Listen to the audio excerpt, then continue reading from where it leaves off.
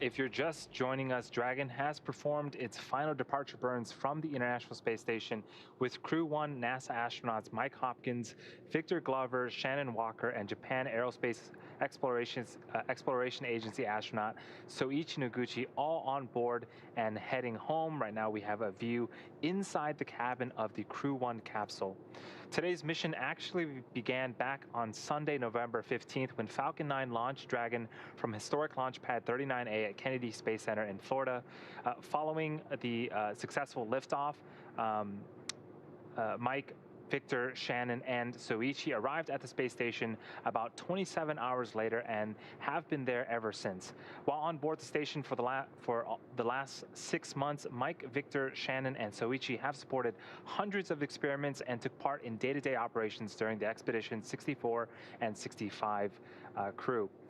Hopkins and Glover and Noguchi completed several spacewalks to upgrade station and prepare for new solar arrays set to arrive later on this summer. Dragon's return to Earth will mark the completion of NASA and SpaceX's first official long-duration mission for our commercial crew program. Earlier today, we saw the crew members board the Crew Dragon Resilience capsule for one final time while in space. They said farewell to the other 7 people who are still aboard the International Space Station. There have been 11 people living on the International Space Station for the last week since the arrival of Crew 2, but as I mentioned, that number back down to 7 with the departure of Crew 1. With Mike, Victor, Shannon, and Soichi on board, the spacecraft autonomously undocked from the International Space Station at 5:35 p.m. Pacific time this evening, and then began a series of departure burns to move away from the station.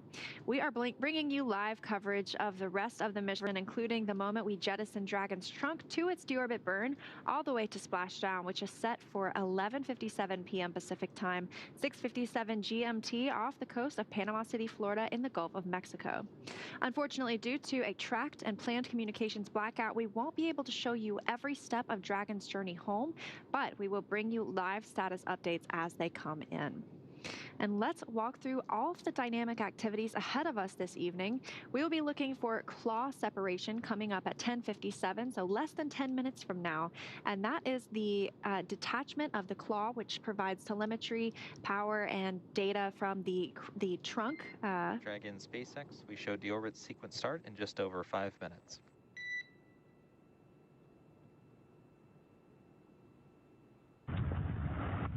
And resilience copies, we see this.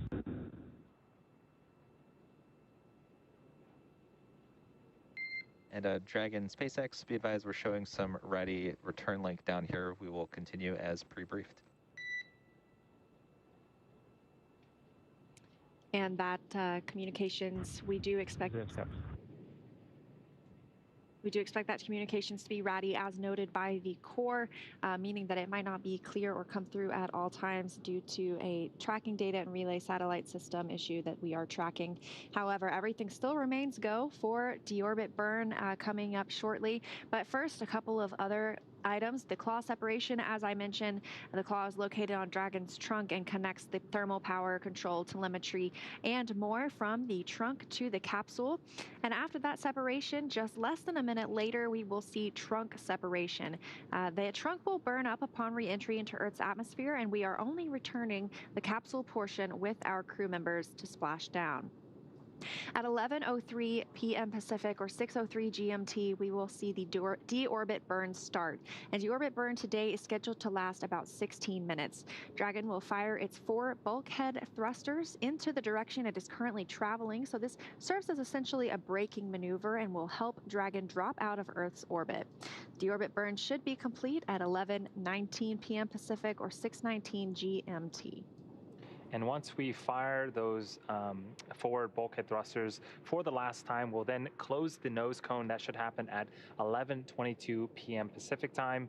About 20 minutes later at 11:43 p.m. Pacific time, there will be a planned communications blackout period as Dragon re-enters the Earth's atmosphere due to the heat and the amount of plasma buildup. It'll interfere with the communications, but at that point, Dragon really is steering itself to the targeted landing site. And then at 11:45, we'll begin that entry again, starting to build up that plasma around the base of the Dragon capsule. At 11:52 Pacific, 6:52 GMT, we expect to see the drogue parachutes deploy. Those are 2 parachutes that will begin to slow the vehicle down from 350 miles per hour. And at 11:53, just less than a minute after those drogue sheets deploy, they will then pull out the main parachutes. We expect to see 4 parachutes, those orange and white, above the capsule that will slow the capsule down to approximately 15 to 16 miles per hour for an on-time splashdown at 11:57 p.m. Pacific time, 6:57 GMT, off the coast of Panama City, Florida, in the Gulf of Mexico. Now, in preparation of splashdown, the Dragon recovery team has been busy over the last week. One of the big ticket items has been final selection of the landing site. And to increase the options for the space station departure, the teams identified a total of 7 possible splashdown locations. In order to meet NASA's timeline requirements for crew recovery, these potential splashdown locations have to be close to a port and medical facilities. Since Dragon is capable of splashdown on either side of the Florida Panhandle, we have 2 identical and fully equipped recovery vessels ready to support, one in the Gulf of Mexico and the other in the Atlantic Ocean. With all that in mind, it's easy to see how determining the landing site is a complex process. Today, as Leah mentioned, we'll be splashing down in the Gulf of Mexico just off the coast of Panama City, Florida. And it's hard to believe we are in the final orbit right now of Crew Dragon in orbit of Earth, and the deorbit burn is scheduled to start in 10 minutes. So before that, we are obviously looking for claw separation and trunk separation, with that being part of the deorbit sequence, now starting in under 2 minutes. So for these recovery operations, NASA and SpaceX closely coordinate with the United States Coast Guard to establish a safety zone, ensuring public safety and for the safety of those involved in the recovery operations, as well as the crew aboard the spacecraft. Multiple notices have been issued to the mariners in advance, and during recovery operations, and Coast Guard patrol boats are currently deployed to discourage boaters from entering the splashdown zones. We want to stress to the public the need to respect this safety zone.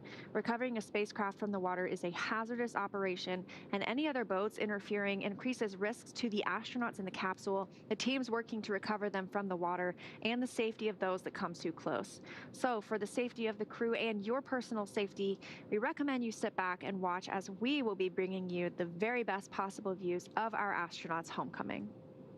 So the teams have been looking at return opportunities since April 28th, with weather being the major factor. We waived off our initial opportunities to undock on the 28th and on the 30th, with teams making the decision to pursue our current undocking and splashdown plan just yesterday. The weather conditions for the Gulf for tonight's attempt are ideal for splashdown and recovery, with very low wind speeds and almost... Dragon SpaceX, deorbit sequence start.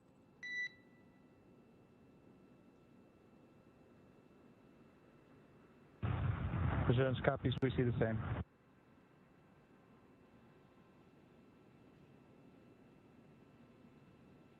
So we just got the call that deorbit sequence has begun, which is great. So we're expecting to hear a call out that the call separation will happen in just a few minutes here. But this will be the first time that we'll be bringing the crew back in a nighttime splashdown, but we are well prepared. SpaceX was able to practice for this very scenario with the return of the CRS-21 cargo mission, returning a similar Dragon capsule with a nighttime splashdown off the Florida coast. As well as all of our recovery teams, they've practiced for recovery conditions at night, giving us confidence to carry out this operation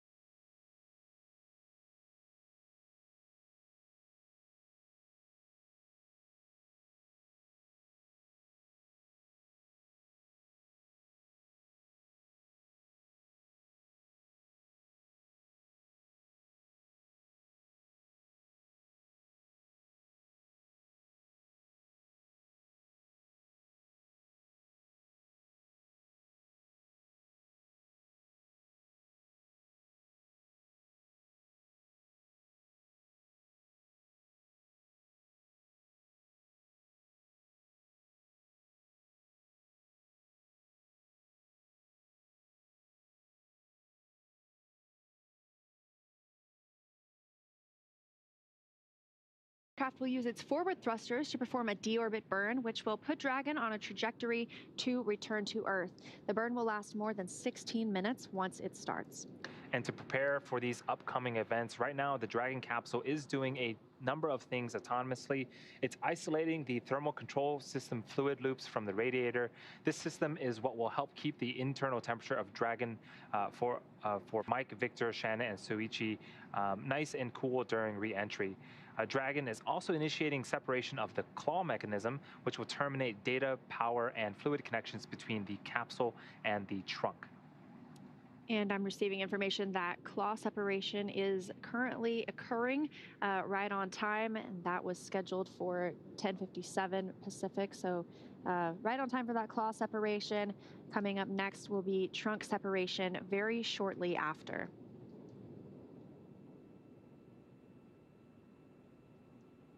And I'm sure we will hear a call out to the crew shortly about our claw separation.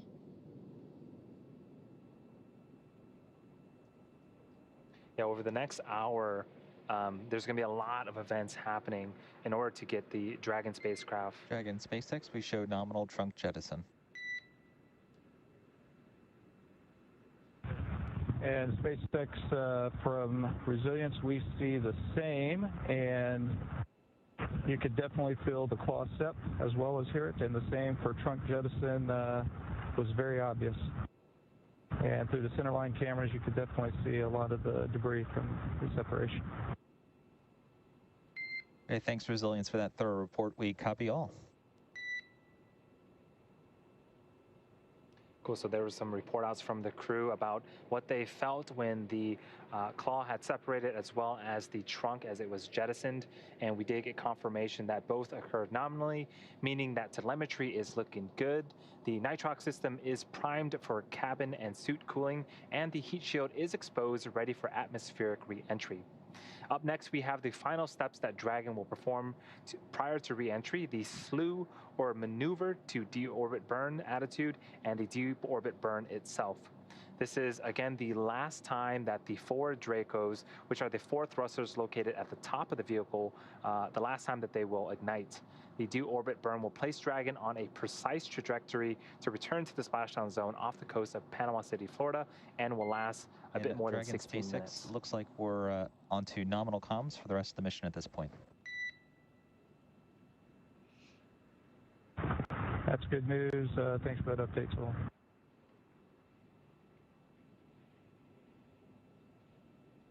And good news indeed. As we were mentioning, we were tracking some issues with one of the TDRS tracking data and relay satellite system satellites that was preventing us from getting some communication from the vehicle at certain points in their orbit. However, that seems to have cleared up. And next, we are looking for deorbit burn to begin in just about 3 minutes. As we mentioned, that should last almost 16.5 minutes. And that is the braking maneuver that's going to drop Dragon out of Earth orbit and bring them back into the atmosphere. So things are really speeding up with that nominal claw separation and trunk jettison. And they reported some similar things that we heard from Bob Bankin and Doug Hurley, mentioning that it was something you could definitely feel jettisoning that trunk. So very interesting and good news that everything still continues to look well. And things look pretty good on Earth here, too. This is a view from the Go Navigator recovery ship. And off to the left, that is indeed a dolphin who is checking out the operations as Go Navigator begins to move into place to recover Crew Dragon once they splash down tonight. So beautiful things in space and on Earth. Yeah, it seems like we're not the only ones interested in the astronauts' return. Maybe aside from medical staff, they might get a greeting from some marine animals as well. That is very, very cool picture of those dolphins. Again, just a few minutes away from the beginning of that 16-minute deorbit burn. We just had trunk separation, and a couple of things about the trunk separation. Earlier in the night, we performed a prop wasting burn to get rid of unneeded propellants. We shed about 80 to 90 kilograms worth of propellant, and to lighten the load that Dragon will be experiencing when it comes back to Earth. And this is an incredible shot right now we have of the separation. That is Crew Dragon and its trunk now separate, flying free, and we are just moments away from hearing the beginning of the deorbit burn. And as I was talking, the trunk itself, and as well as the propellant used in this deorbit burn, once all is said and done, we'll be shedding about 6,000 pounds of mass from the Dragon spacecraft. So starting off at around 27,000 pounds, all going down to about 21,000 pounds. And so those help to, again, lessen the load that the parachutes will have to sort of carry when they deploy and eventually slow down the spacecraft. This is just absolutely an incredible view, and this is coming to us from the International Space Station, so they do still have a little bit of an eye on Dragon. Once Crew Dragon begins that re-entry period following the deorbit burn completion, we hope to have infrared imagery thanks to the WV-57 aircraft that has departed from Ellington and is in the proper location, and they have thermal imagery systems aboard, and fingers crossed we get some visuals of Crew Dragon re-entering the Earth's atmosphere. And right on time, we also have the start of the deorbit burn. As we mentioned, this should last 16 minutes, 26 seconds. So this has fully committed Crew Dragon to coming home. So just within the last 10 minutes, Crew Dragon jettisoned its trunk and initiated this deorbit burn just a minute ago. And like we mentioned earlier, this deorbit burn is the last time those 4 forward Draco thrusters will fire. Dragon's resilience has not yet entered the Earth's atmosphere. This deorbit burn is what will line the vehicle up and put it on a final trajectory to the landing site in the Gulf of Mexico, just off the coast of Panama City, Florida. There is a beautiful shot of the crew inside. That is Commander Mike Hopkins, closest to your screen, and next to him is Victor Glover, the pilot. And on the screens, those are the thrusters firing. As we mentioned, we are in the midst of the deorbit burn right now, and they are monitoring. So this is an amazing opportunity to get to see the inside of the cabin at this point. We just had that view from the International Space Station of Crew Dragon and the trunk having recently separated. And this is these are the 4 crew members who are currently inside, and they're committed to coming home. They're using the screens to keep tabs on the burn duration, the Draco thrusters firing, and trajectory details like entry angle, capsule perigee, and how much distance remaining until deorbit burn termination. Dragon is flying itself, so all the crew has to do is stay strapped in their seats and enjoy the flight. And they're just keeping tabs on things using those touchscreen display monitors.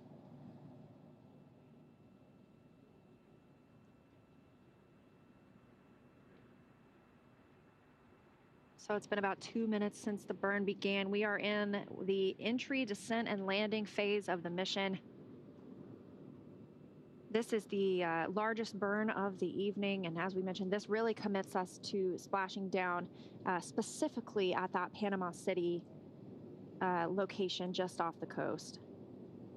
And we were monitoring weather all the way until the point of deorbit burn because, in the event that the weather shifted or we needed to potentially target a different site, this deorbit burn wouldn't have begun. But now, like Leah mentioned, we are committed and we'll be looking forward to the splashdown of not only the capsule, but the crew members as well.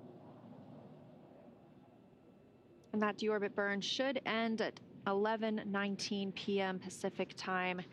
Following that, we will close the nose cone a few minutes later. The nose cone is open right now because, as you can see in those screens, those 4 thrusters firing are the 4 bulkhead thrusters, and they are located underneath the nose cone. So we leave the nose cone open right now for the 16.5-minute burn, and we will close it once that is complete.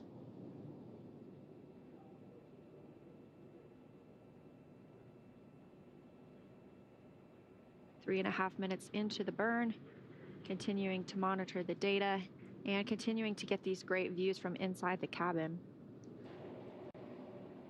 We won't keep these views for the entire return home. As we mentioned, once Crew Dragon really begins its entry into the Earth's atmosphere, we anticipate a loss of signal for about 7 minutes, where we won't be able to receive telemetry or data or video or audio from the Crew Dragon vehicle. However, Crew Dragon is entirely autonomous, flying itself, knows exactly what it needs and where it needs to go. And so hopefully at that point, the astronauts are just monitoring as well. And the reason for that comms blackout is because plasma builds up on the outside of the capsule due to the speed at which the vehicle is re-entering the Earth's atmosphere and building up that heat to around 3,500 degrees Fahrenheit outside the capsule. So a very, very cool view right now. On the left, you've got from the International Space Station, Crew Dragon and its trunk, and on the right-hand side, the 4 astronauts who are inside that small white dot preparing to return to Earth. Yeah, the distance from the trunk and distance between the trunk and the Crew Dragon vehicle is continuing to get larger and larger, and the deep orbit burn does effectively what his name says. We're taking the vehicle out of orbit and lowering its altitude until eventually, we make its way back to Earth.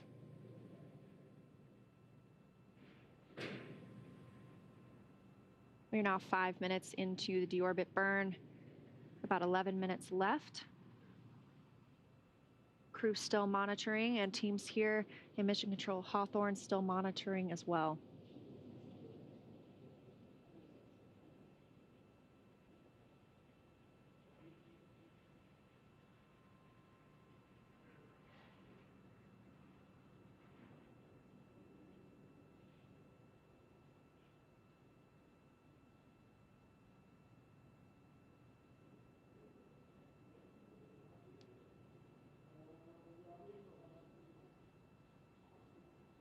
This crew has been in space for about 6 months. Their journey started on November 15th of last year, and now really they're on their last section before they can return back to Earth and get that fresh air that we all love.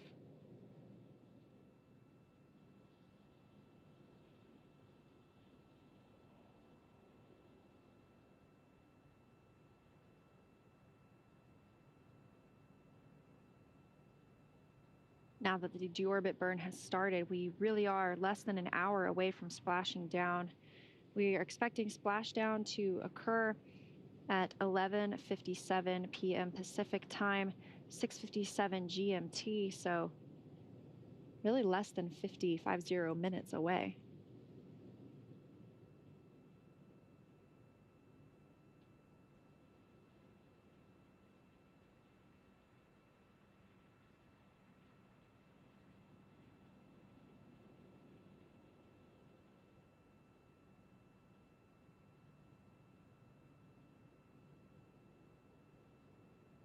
As we mentioned here on the Earth side of things, everyone is in place on the Go Navigator vessel that needs to be there when the crew arrives.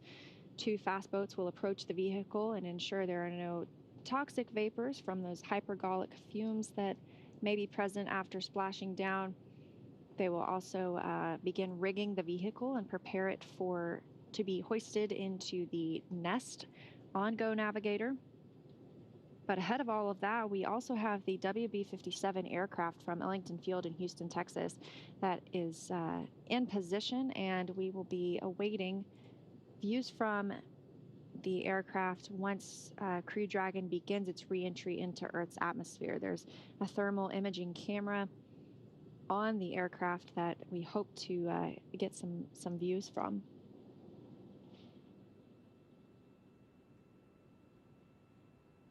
And at the bottom of those touchscreen displays, you'll notice some buttons, really important functions like shoot deploy or cutting the main chutes. These have dedicated buttons for them.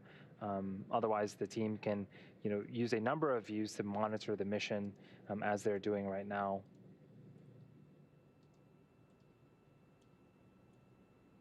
Hypergolic fuels or hypergolic propellants are pretty common for space propellants.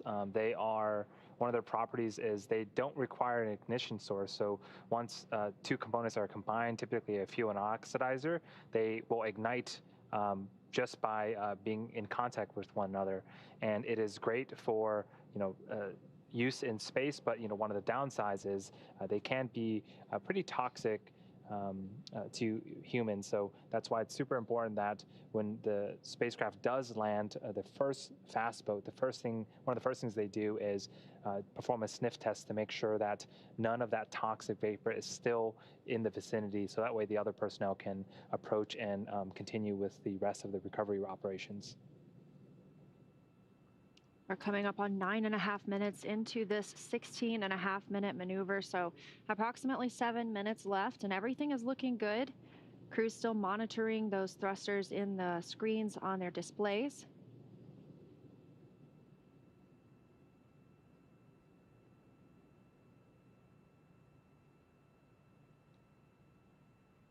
And this is the final burn of the day. Crew Dragon, as we said, is now committed to splashing down off the coast of Panama City, Florida tonight.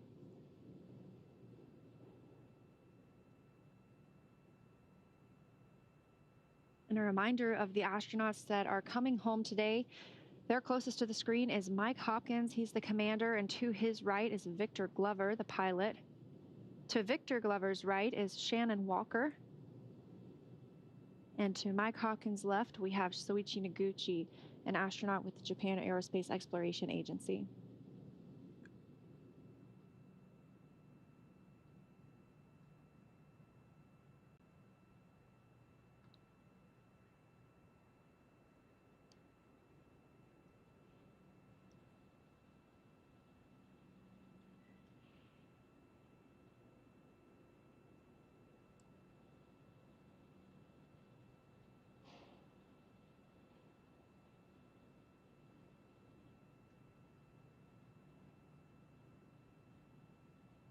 So closest to your screen is Crew Dragon Commander Mike Hopkins.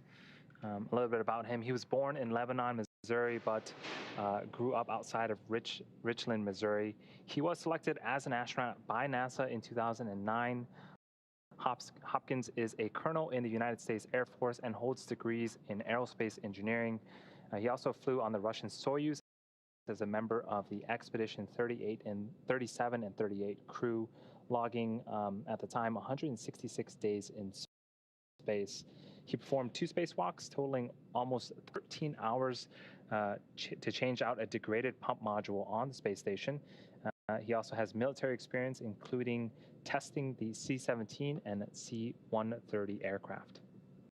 And those 2 spacewalks were from his previous mission. He added to those while he was on the International Space Station during this flight, added a couple more actually. And the deorbit burn, we are just about 4.5 minutes away from that being complete. Things are still looking good. And as a reminder, this is a braking maneuver. So Crew Dragon is firing those thrusters into the same direction that it was traveling. This should slow Crew Dragon down enough to drop it out of orbit.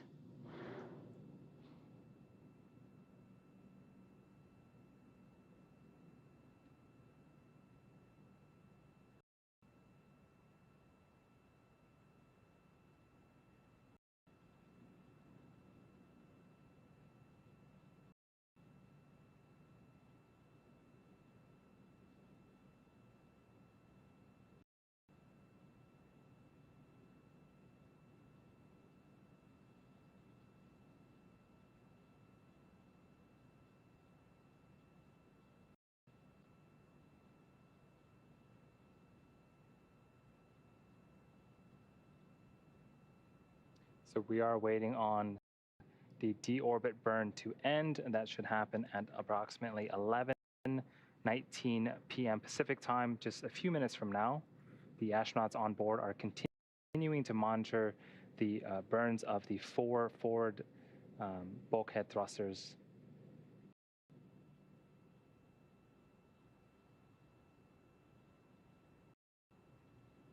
Things have really picked up in the last 15 minutes or so. The crew, we had claw separation from the trunk and the capsule itself. The claw connecting those thermal controls or the thermal and avionics and data and telemetry information between the crew capsule and the trunk. And we had trunk jettison and some amazing shots there for a moment from the International Space Station of both the trunk and Crew Dragon flying separately of one another. And now we are in this deorbit burn, now 14 minutes in, meaning we only have about 2.5 minutes left.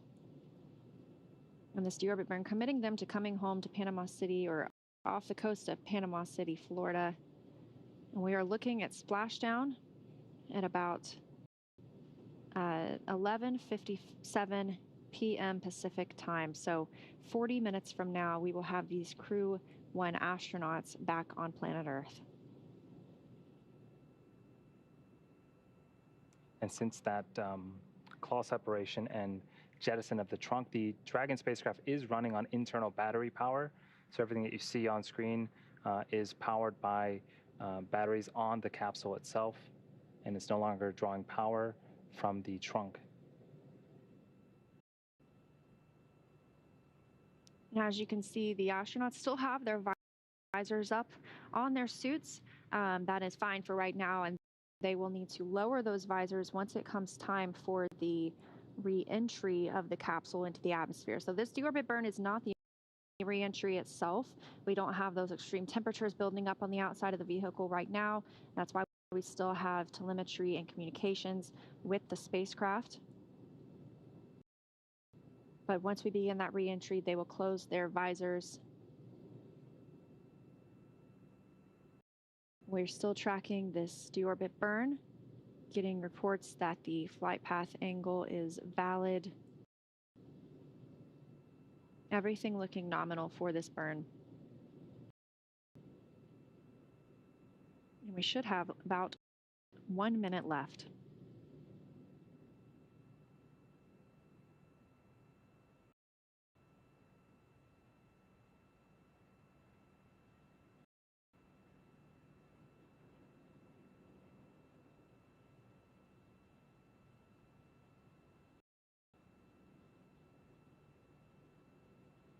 And this deorbit burn is a braking maneuver.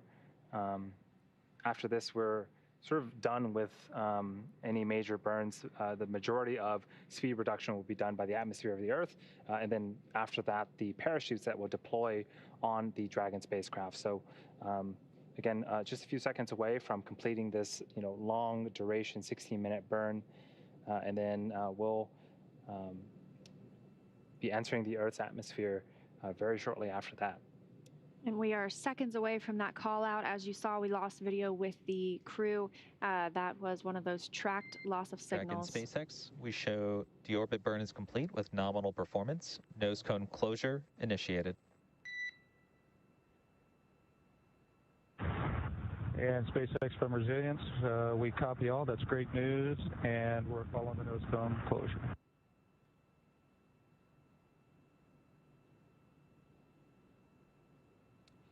And that is great news. The deorbit burn completed successfully, and now we're moving on to nose cone closure. In the background right now, Dragon is currently inhibiting those forward bulkhead thrusters that we just used to complete the deorbit burn, ensuring it's safe to latch the nose cone shut for re-entry. Also, the vehicle has initiated the nitrox suit purge. This will help keep Mike, Victor, Shannon, and Soichi cool and comfortable during the re-entry, which is coming up in about 20 minutes. And at this point, the nose cone is closing and protecting the forward hatch for re-entry. Again, our astronauts are using their screens to monitor the locking of the nose cone, which is done by a set of hooks. So we are standing by for confirmation of nose cone closure. We needed to wait until this point because we were using those forward bulkhead Draco thrusters underneath the nose cone to complete that deorbit burn. We did hear nominal deorbit burn, so things continue to move very smoothly for Crew Dragon Resilience on its way home from the International Space Station. So anticipated nose cone closure should come in about 1 minute.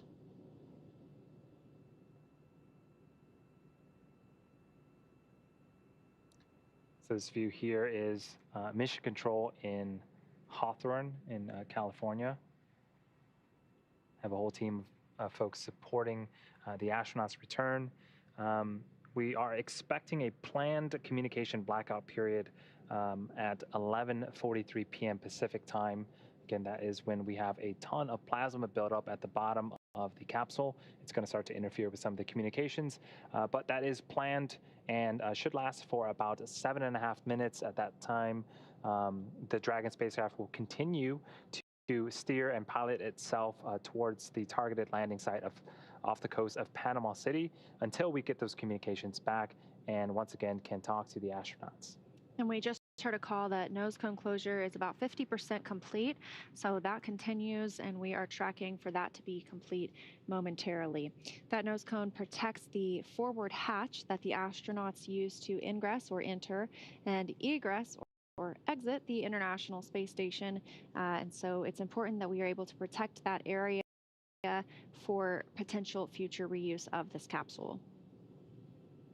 So we are standing by for confirmation that the nose cone has fully closed. The next major milestone we'll be looking for is the entry of the vehicle and that anticipated loss of signal with the spacecraft. Entry of the vehicle should begin around 11:45, so about 23 minutes from now. And we will be tracking the vehicle its entire way back, even though we don't necessarily have telemetry with it. And as those vehicles, the vehicle starts to make its way back to Earth, the astronauts on board should experience a peak of 3 to 5 Gs, similar to what they would experience on ascent with the Falcon 9.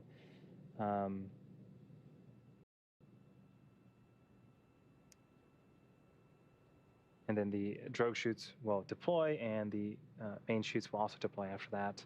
And then we can start to begin recovery operations in this nighttime splashdown.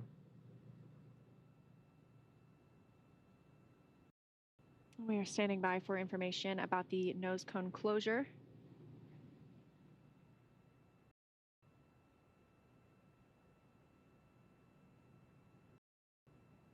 And the nose cone is closed. The forward hatch now being protected, and those 4 forward bulkhead Draco thrusters underneath. So as we begin the second half of entry, Dragon is now beginning to flush nitrox into the cabin and continuing to top off Mike, Victor, Shannon, and Soichi's suit with cold air. Again, this is what will allow the cabin temperature to remain comfortable while external temperatures reach over 3,500 degrees Fahrenheit. The heat shield is pointing forward, the bottom, so to speak, of the capsule, leading the capsule into the landing site. And the suits themselves can detect if they start to get too warm and will automatically start drawing in that nitrox, again, to keep the astronauts nice and cool all the way down until splashdown. So we have some time until that next major milestone, as we discussed. With the nose cone closed, we'll be looking for that loss of signal. That could come as early as 11:43 with our re-entry into Earth's atmosphere at about 11:45, so 20 minutes from now. Mike, Victor, Shannon, and Soichi, as we've noticed, they are monitoring the actions throughout this procedure, and they should be able to continue to do so throughout the splashdown of Crew Dragon. They shouldn't have to take any action. Dragon is a fully autonomous vehicle, and so it can fly itself. The crew can step in if necessary and command some movements of the vehicle and some other actions, but things have moved very smoothly throughout the day so far. So we are looking at an on-time splashdown at 11:57 p.m. GM or 11:57 p.m. Pacific time off the coast of Panama City, Florida, and hopefully along the way the astronauts will simply be able to monitor. And we did get a weather report just a few minutes ago, and weather continues to look great, excellent, if I may say. Wind speeds are very low, and the height of the waves are also very low. There's no rain in the area, so really ideal conditions for splashdown and recovery of the crew. Once they splash down, there are a couple of boats that will step in to make sure that the area is safe. they'll collect the chutes, and then there is a larger recovery vessel, the same vessel that sort of took the picture of the dolphin earlier, that will come up and scoop Dragon out of the water, hoist it using a crane on the back of the boat onto the deck, and then we have a couple of checkout procedures to get through before we open up the hatch, and medical staff can start to attend and evaluate how the astronauts are doing before they, eventually get into the helicopter and start to make their way back towards land. And as we've mentioned, we were initially looking at returning these astronauts on the Wednesday, the 28th, having them undock from the International Space Station. And then we looked at Friday, April 30th, so just yesterday, and we were really waiting on perfect weather conditions, which is what we're seeing tonight. And so just a little bit more about exactly what that means and what those parameters are like for us when we're considering splashdown locations. We want the wind to be no greater than 10.5 knots, which is about 17.7 feet per second. And the latest report that we have, the wind is around 2 knots, so very much within that range. We'll need no lightning within or no less than 10 miles away, or no more. Dragon SpaceX, we show nose cone secure for entry. And SpaceX from Resilience, we see the same.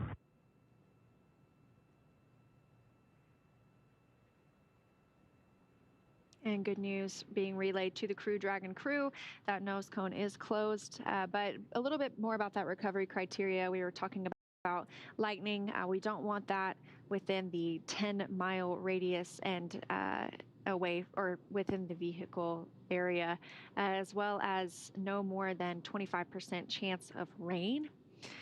We don't want any clouds lower than 500 feet, which means that's the cloud ceiling. We don't want that any lower than 500 feet. And we need at least a mile of visibility for a night splashdown. So everything is really lining up perfectly for splashdown tonight, and we are continuing to watch Crew Dragon execute all of the pre-programmed maneuvers. The next major one now with the nose cone secured and all of those hooks secured, we'll be looking for really re-entry. And once the Dragon spacecraft splashes down, we typically try to target about an hour before we can, get in there, recover the vessel, and open up that hatch. But it'll depend. It'll depend on, if there's any hypergolic vapors in the air, how fast the boats can get to the capsule. But, certainly expediency is of the utmost urgency for us. So, the recovery team will certainly try their best to make sure the astronauts are in good, safe hands and on the boat, and eventually the helicopter, as soon as we can do so safely. Yeah, and we hope to see the crew egress or exit Dragon within an hour after splashing down, which is really an impressive timeline. And so as soon as splashdown occurs, those two fast boats will begin proceeding toward the vehicle. They'll be sniffing for those hypergolic fuels. We don't want any of those toxic fumes within the vicinity of the capsule. And we will have one person go onto the capsule and begin to rig it or prepare it to be lifted out of the water. And once the recovery ship backs up to the vehicle, they can connect that to the ship and lift it onto the ship. So, and that all can happen within about a 30-minute time frame. Things are really moving quickly now with the start of entry, descent, and landing, a lot of milestones happening. So we hope that you'll stay tuned with us for all of those.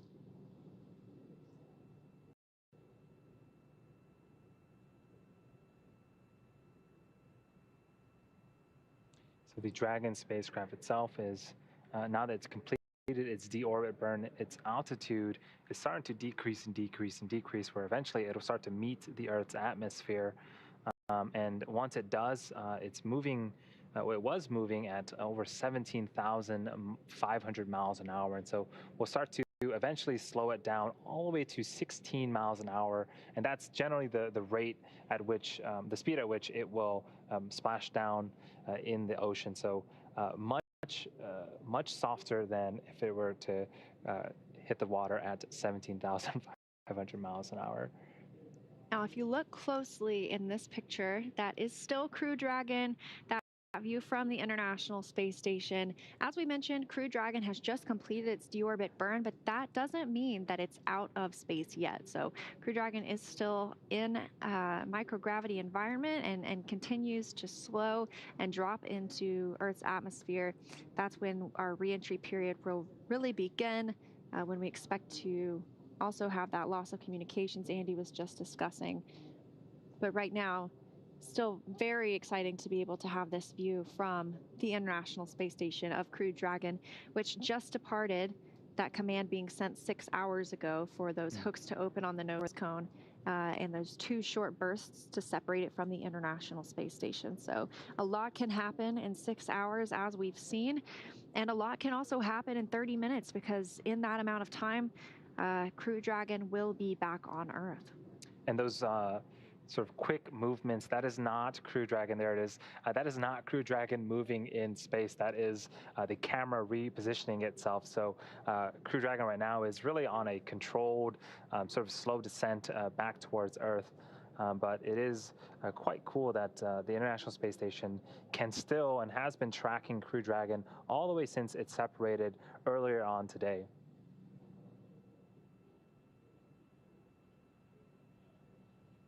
And taking a look at what the crew aboard the International Space Station is doing.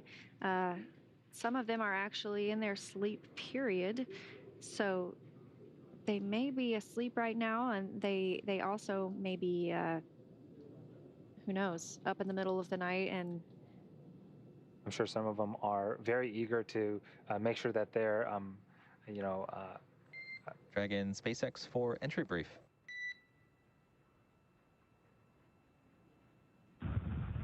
And go for entry brief. Everything continues to look awesome. So no updates to timing, no updates for systems. Weather is winds at 3 knots. Wave height remains less than 1 foot. Wave period still at 5 seconds. Recovery team reports in position, ready to support.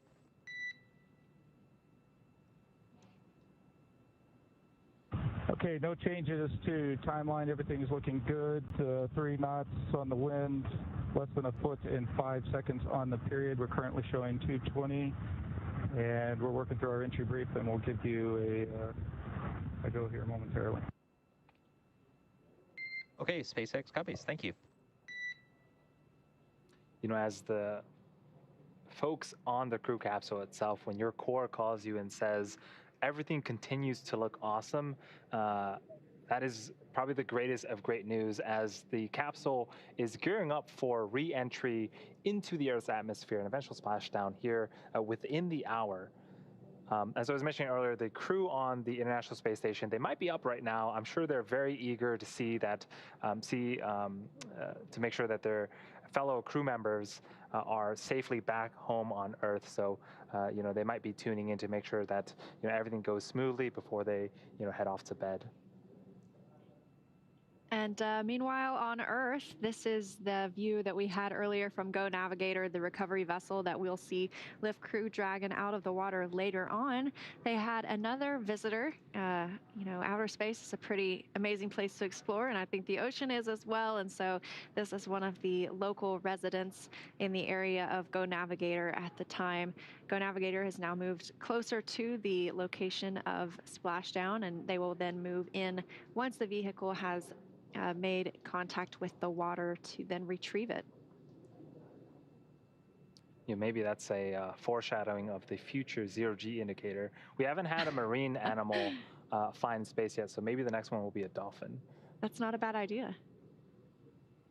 This view right now is, again, from the International Space Station. That white dot in the center of your screen is the Dragon capsule, and the crew is inside there, and we're continuing to adjust the cameras, but it continues to make its way back towards Earth. And those cameras can be adjusted by teams on the ground in Mission Control Houston. So as you mentioned, the astronauts still on the International Space Station have the opportunity to be getting some sleep now. They very well might be watching the coverage, and we thank them as well for tuning in. But yes, just an amazing view for us to get to see this image of Crew Dragon still in space. counting down to that beginning of re-entry. It all happens very fast once that begins. And we are looking for re-entry to begin at 11:45, so less than 10 minutes from now. And SpaceX from Resilience, tablets are secured on the satchels, restraints are tightened, and visors are down. SpaceX copies on tablets, restraints, and visors. Thank you.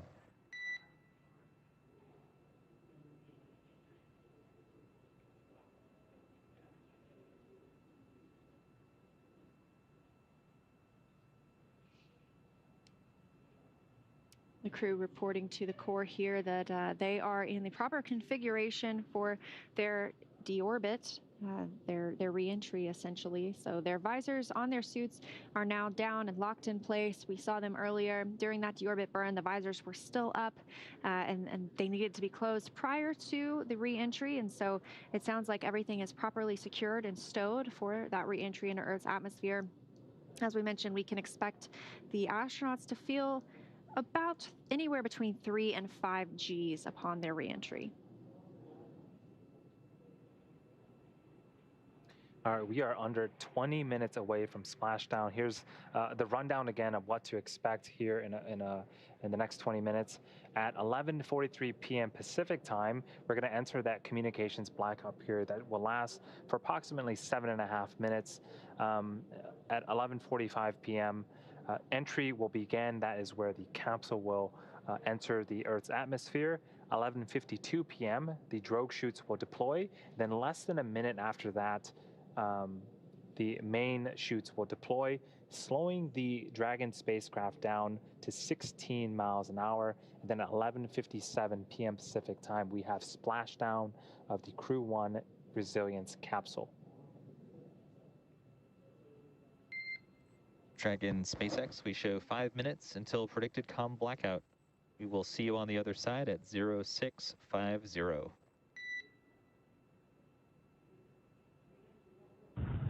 And SpaceX Resilience copies. We'll talk to you on the other side.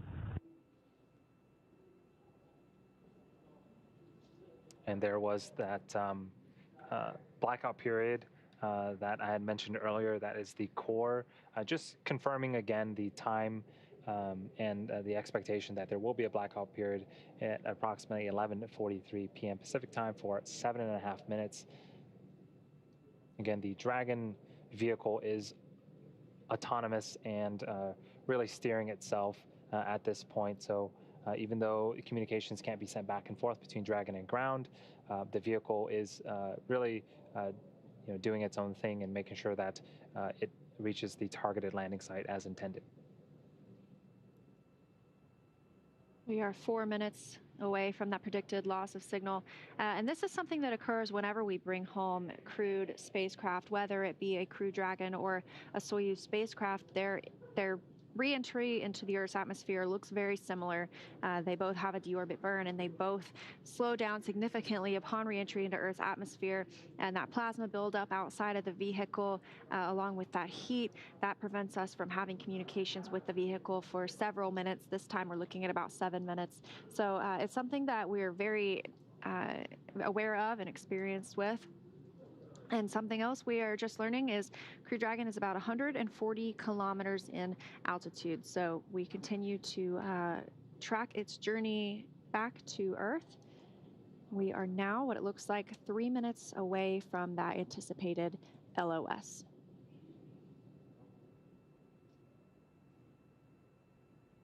So yeah, Leah and I will continue to be with you live, not just until splashdown, but afterwards as part of the recovery operations as well.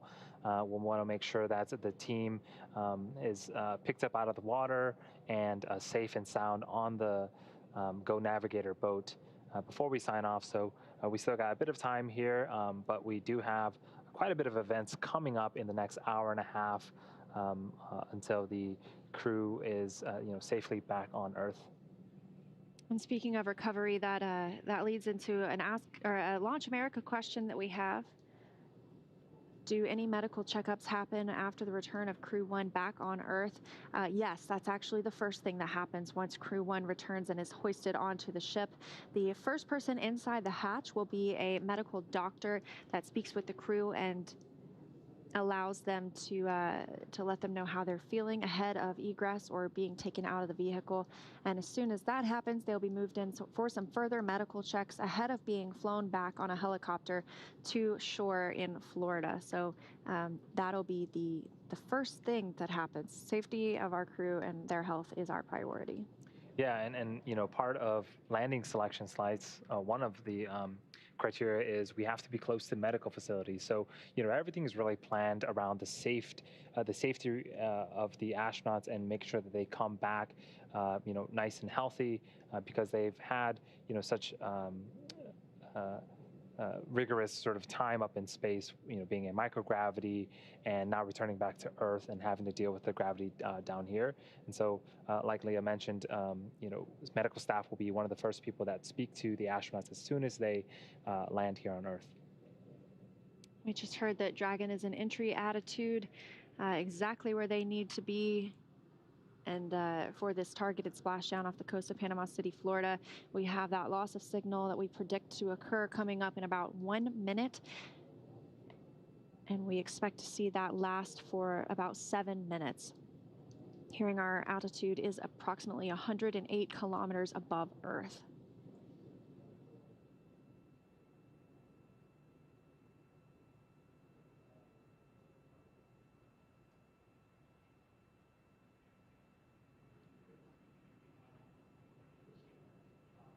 And as a reminder, our 4 crew members, Mike Hopkins, Victor Glover, Shannon Walker, and Soichi Noguchi, all on board Crew Dragon, returning home today.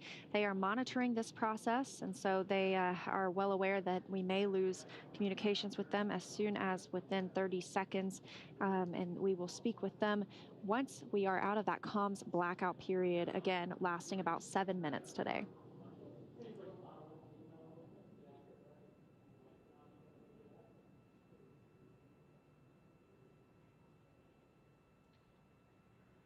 We're standing by for that LOS under 100 kilometers in altitude. And shortly after we begin that communications blackout period, 11:45 p.m. Pacific time, that is when the spacecraft will enter the Earth's atmosphere and begin, you know, sort of its final descent back to a splashdown.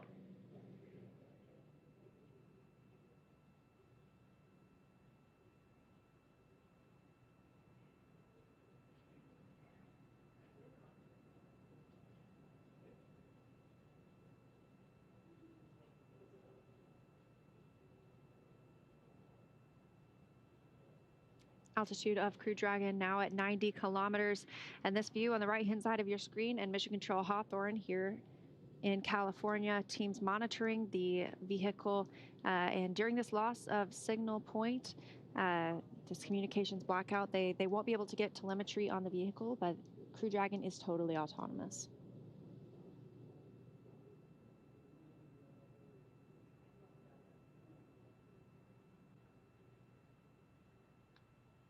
So at this point, we are entering that communications blackout period. This will last approximately 7.5 minutes due to plasma formation around the spacecraft. During this time, no vehicle telemetry is received by Mission Control or the recovery team, and no external commanding of the vehicle or voice communication is possible. And just as a reminder, Dragon is designed to fly itself and continues to autonomously use Draco thrusters to orient itself during re-entry.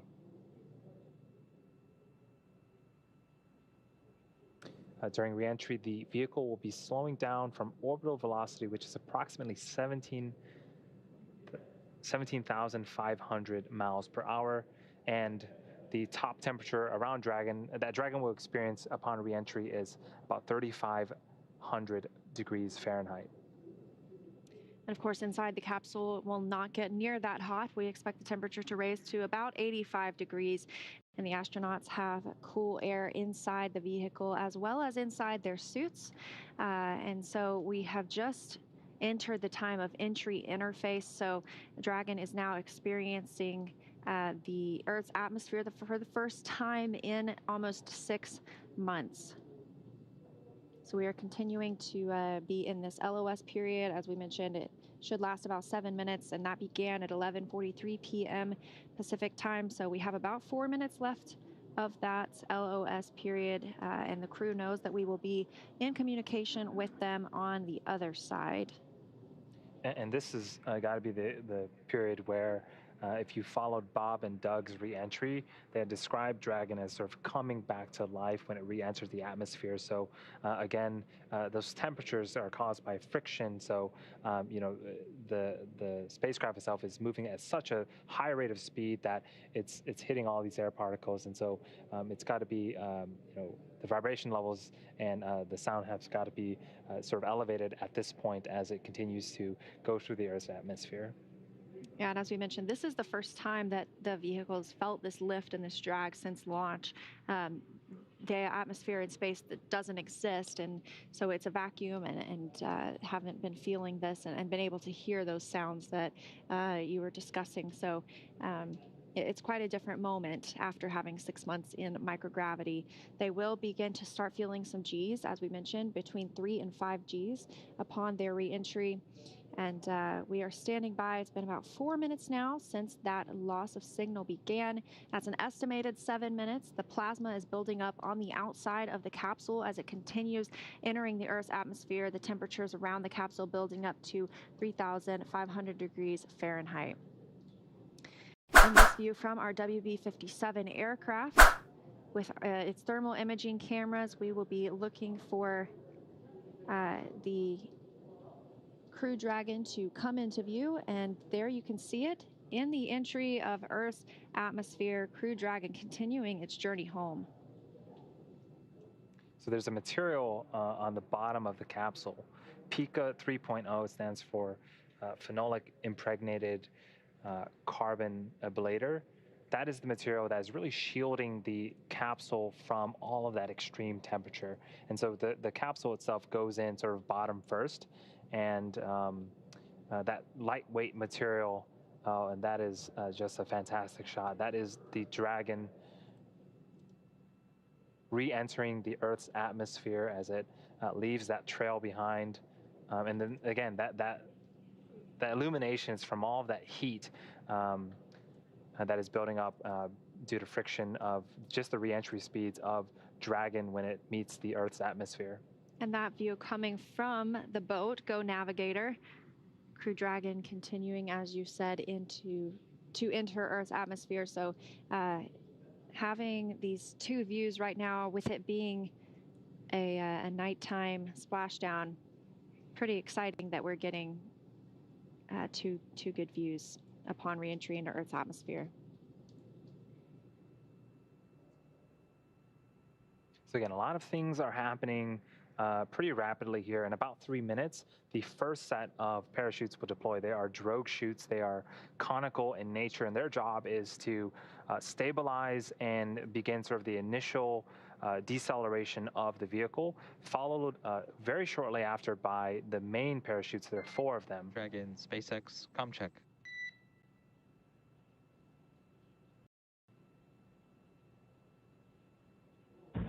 And SpaceX, this is Dragon, over 4 Gs, 42 kilometers.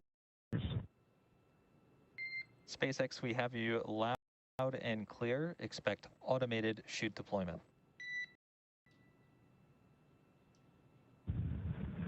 And Resilience copies. We are at 40 kilometers, 4.34 on the Gs.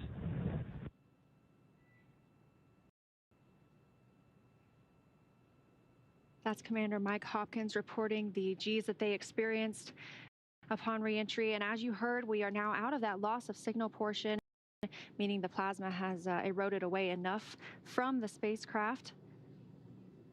I think my heart skipped a beat as soon as I heard the crew responding back. And you know, one thing I did note, as soon as Mike turned on his comms, there was a lot of background noise, and that is sort of you know, the after effects of Dragon's re-entry. So this view again from the WB-57 aircraft. Dragon, SpaceX, a GPS is converged. Expect nominal altitude for drogue chute deploy. Resilience copies. Nominal altitude for drogue deploy. Crew Dragon Resilience now 30 kilometers over Earth. It's quite a quick drop over that 100 that we saw just a few minutes ago. And now we'll be looking for drogue parachute deploy within the next minute or so at 11:52 p.m. Pacific time, 6:52 GMT. Those two drogue chutes should deploy at 18,000 feet in altitude. Crew Dragon will be moving approximately 350 miles per hour. Dragon SpaceX, recovery team reports visual. Good news, we're at 20 kilometers, seats are rotating.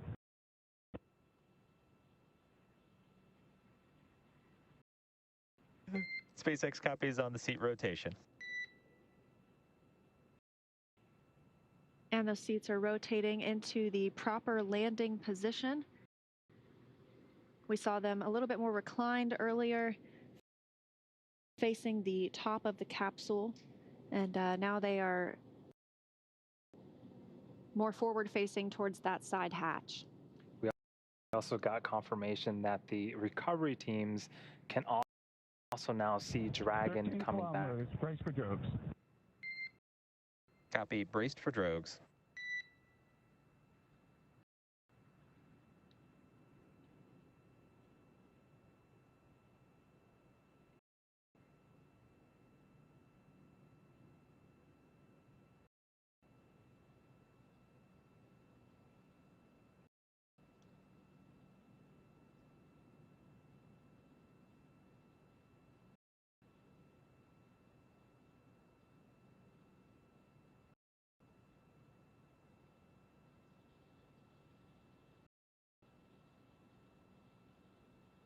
So we are waiting for confirmation that the drogue chutes have deployed. We are expecting them to deploy any minute now.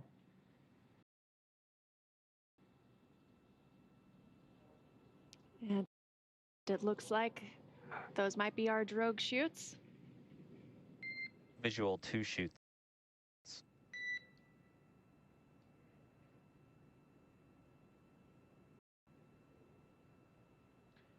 SpaceX from Resilience, we show good drogues. SpaceX copies and concurs nominal descent right on 2 drogues. Continuing to hear good news after good news. 2 drogue chutes have deployed. Everything looks nominal, and we're slowing the Dragon vehicle down. We are expecting the 4 main chutes to deploy within the next minute.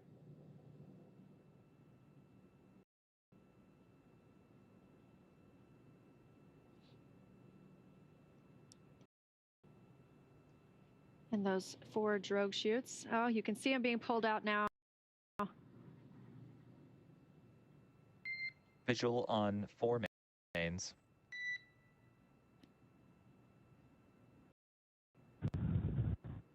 And Resilience copies, and we see a nominal descent rate. SpaceX copies and concurs nominal descent rate.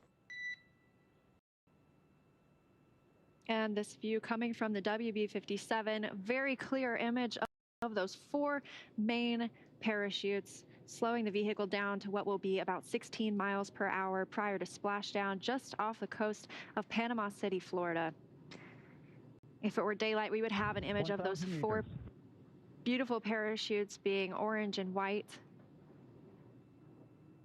And still getting these incredible views, even though we are in a nighttime splashdown. So we are waiting for visuals of splashdown.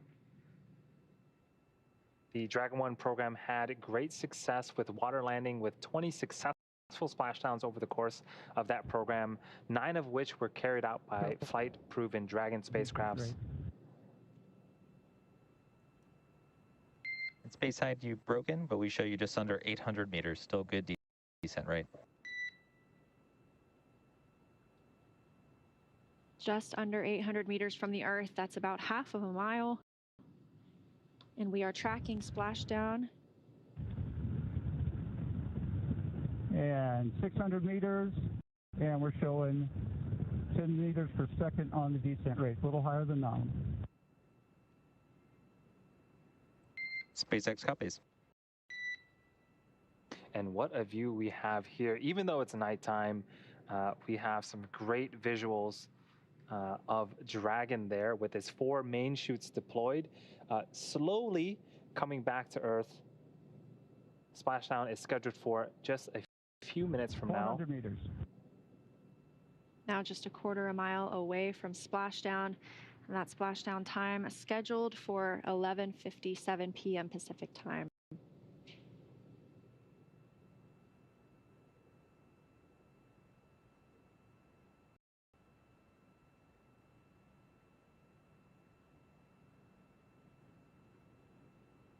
And SpaceX, we show nominal descent rates, 200 meters, brace for splashdown. SpaceX copies, brace for splashdown.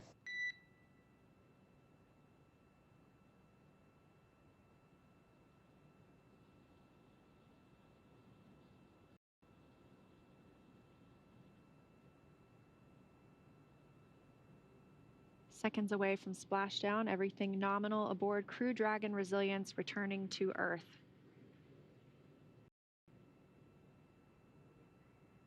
And there are the boats starting to chase after Dragon to begin their recovery operations as soon as Dragon lands.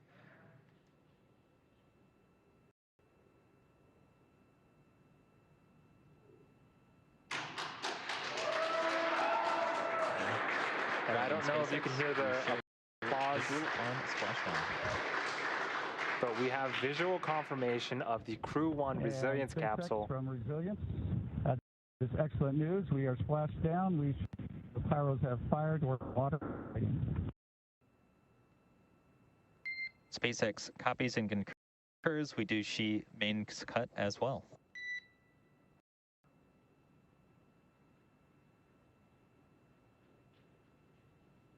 So again, you heard the applause. The Crew1 capsule has returned, and we have successful splashdown. The main chutes have also cut as well. The fast boats are now making their way towards the capsule to begin the recovery operations. Again, that first boat is going to start to inspect the capsule and make sure that there isn't any residual toxic fumes in the air. Dragon, on behalf of NASA and the SpaceX teams, we welcome you back to planet Earth, and thanks for flying SpaceX. For those of you enrolled in our frequent flyer program, you have earned 68 million miles on this voyage.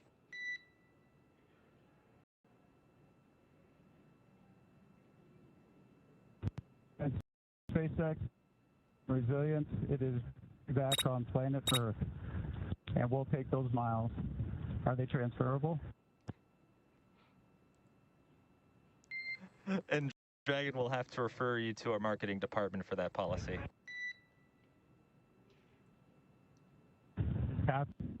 And we are in 1. That's 3.1 of 4.800.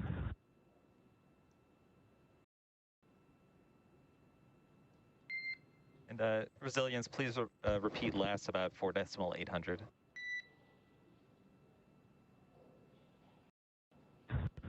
Okay, we are at 3, and we show stable 1. SpaceX copies, stable 1. Good news. So a bit of levity from the crew and the core about the transferable mileage. And that splashdown coming at 11:56 p.m. Pacific time, 6:56 GMT. We're hearing reports that the capsule is in stable 1 position, meaning it is upright. As we heard, those 4 main parachutes were cut, and those 2 fast boats will soon approach the vehicle. They will be able to, as we mentioned, sniff for those hypergol fuels, as well as attach buoys to the parachutes and make sure they are recovered. The teams have been ready and waiting about 3 nautical miles away, so it's going to take them around 20 minutes to make their way to Mike, Victor, Shannon, and Soichi inside Crew Dragon. And while the teams move in, we are continuing to watch this scene unfold, and this view coming from Go Navigator, the recovery vessel on which we will see Dragon hoisted later.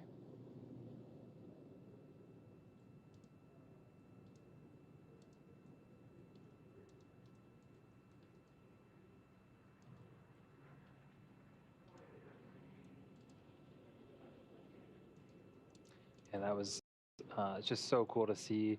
The teams had visual of Dragon with his chutes deployed, coming back down to Earth, and then you saw the fast boats sort of just as fast as they could, heading over to Dragon, just to make sure that everything can happen as quickly as possible and make sure that the astronauts are safe.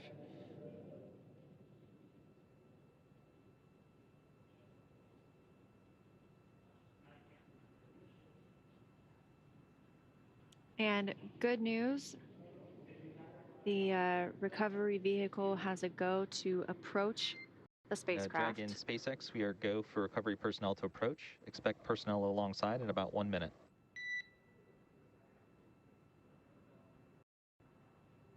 And SpaceX from Dragon, that is straight smooth. And that comes right on time as well. Just 5 minutes after splashdown, those fast boats are going to be able to approach the capsule and put buoys on those parachutes. And the hypergol checks will continue. And eventually someone will help rig up the capsule to be picked up by the Go navigator once it has to go to approach the vehicle as well.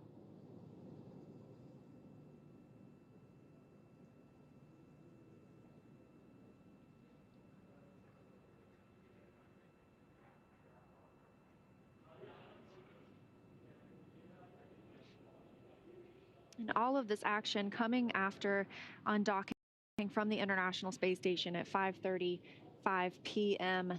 Pacific time today, just 6.5 hours from them to board the Crew Dragon, or to depart on Crew Dragon and splash down back on Earth after almost 6 months in space.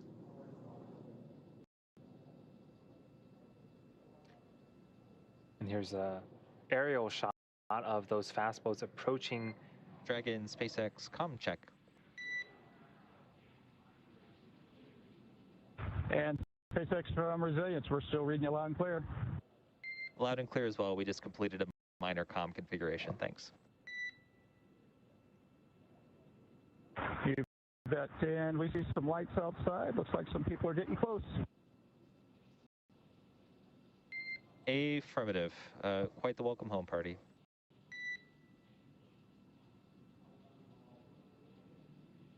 So it looks like that first boat has already made it to the capsule. There are a number of other boats and recovery vessels standing by.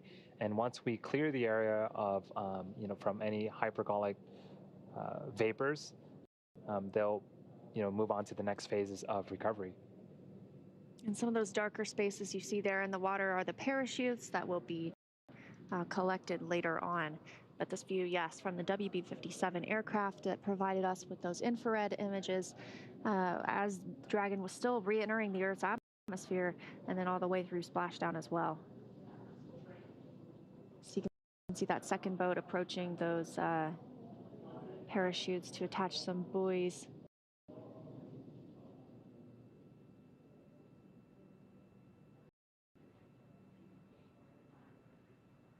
It really could not have been a more flawless journey home for Crew Dragon Resilience.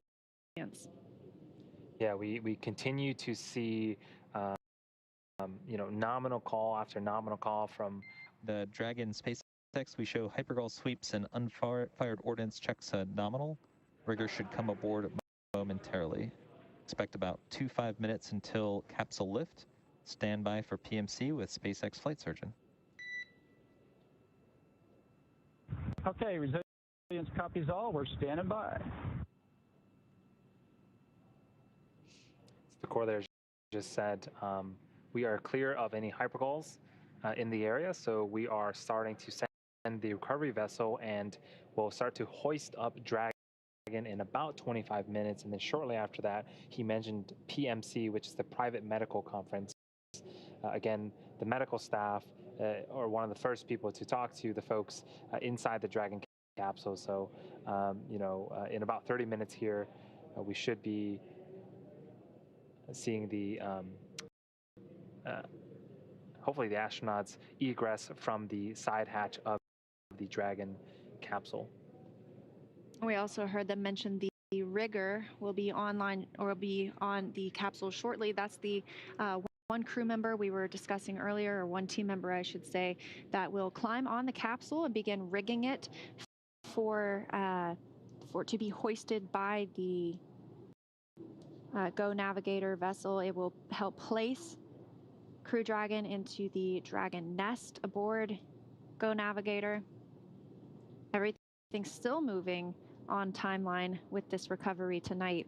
The first splashdown of a NASA and SpaceX Crew capsule, and the first splashdown for NASA since 1968 with the return of the Apollo 8 astronauts.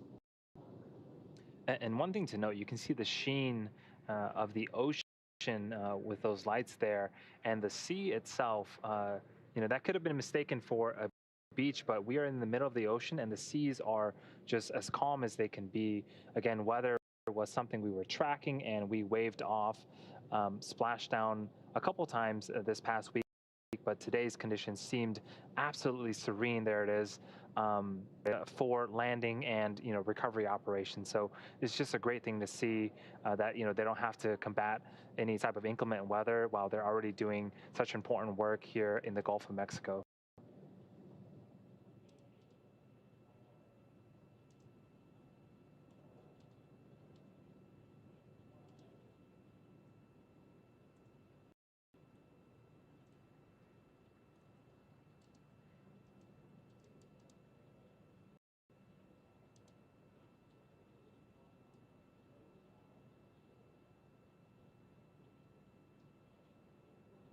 So you can see some of those recovery vessels surrounding the capsule.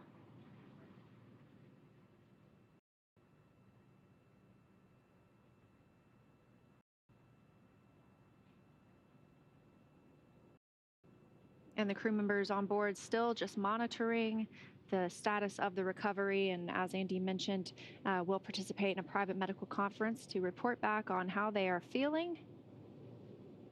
And once they are brought on board, they'll have an opportunity to be checked out by medical personnel as well.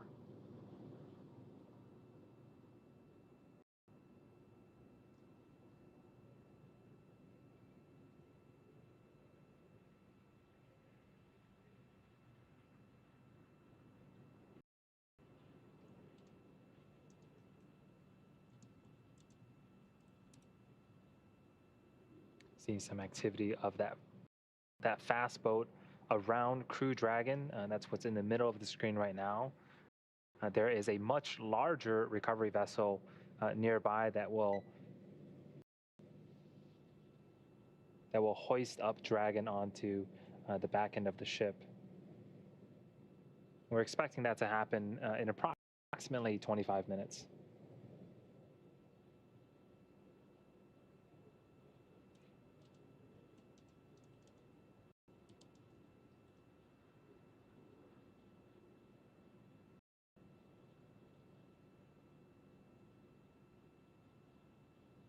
And I can't tell exactly, but we may already have that person on Crew Dragon beginning to rig it in preparation for when Go Navigator can approach and it be attached to the ship and brought on board.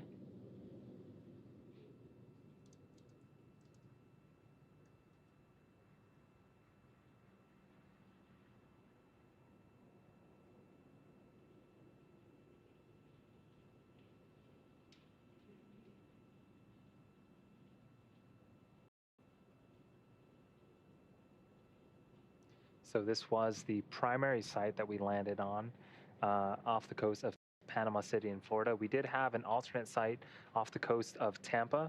There was an equivalent amount of personnel and hardware and ships ready to perform the same type of recovery operations in the event that Dragon had to choose that site over the primary one. But things continuing to go smooth. And we did get a report that the crew is feeling well inside the capsule, just what we wanted to hear. Of course, they will still have that private medical conference and they will still receive medical checkouts once they arrive on Go Navigator. But amazing preliminary news that the crew reports that they are feeling well and that's quite a feat in itself, to be feeling well after 6 months in microgravity and to return to gravity. So great news all around tonight with the return of Crew Dragon Resilience.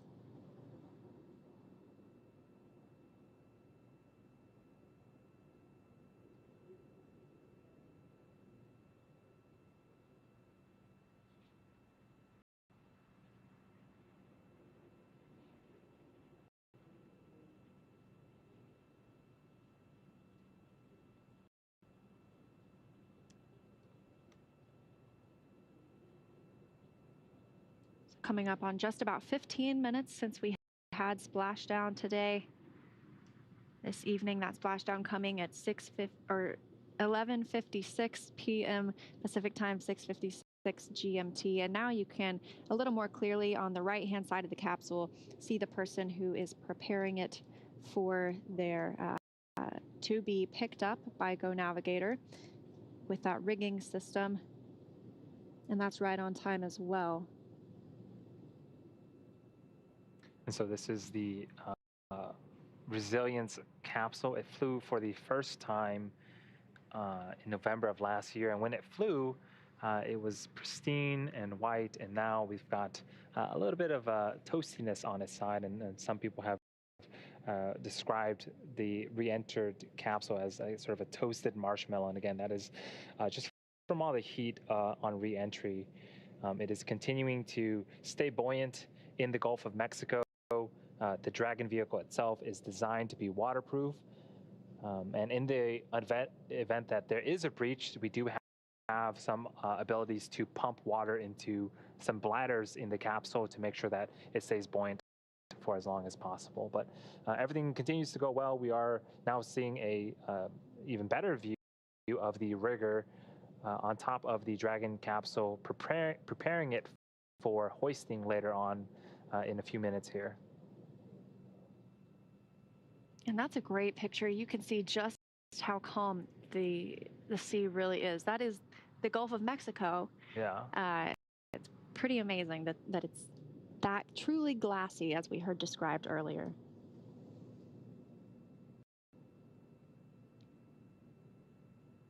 A great view of the capsule now and the person preparing it to be hoisted on to Go Navigator.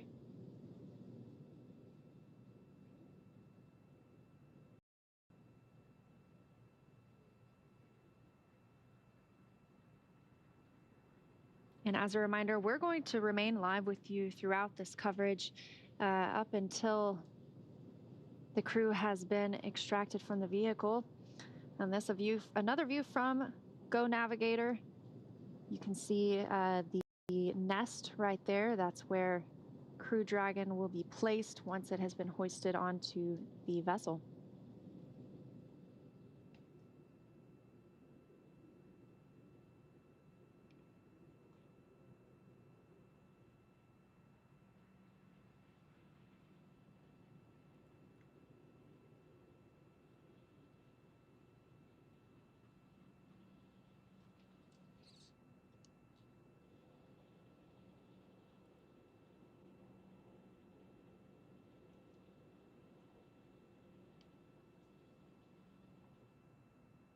And we have some people stepping in on the nest, and you can just see sort of the scale of that nest and really the boat. The Dragon capsule is, you know, throughout today we've seen it from a distance. Resilience SpaceX recovery is proceeding nominally at this time. The recovery vessel is backing up towards the spacecraft and proceeding nominally.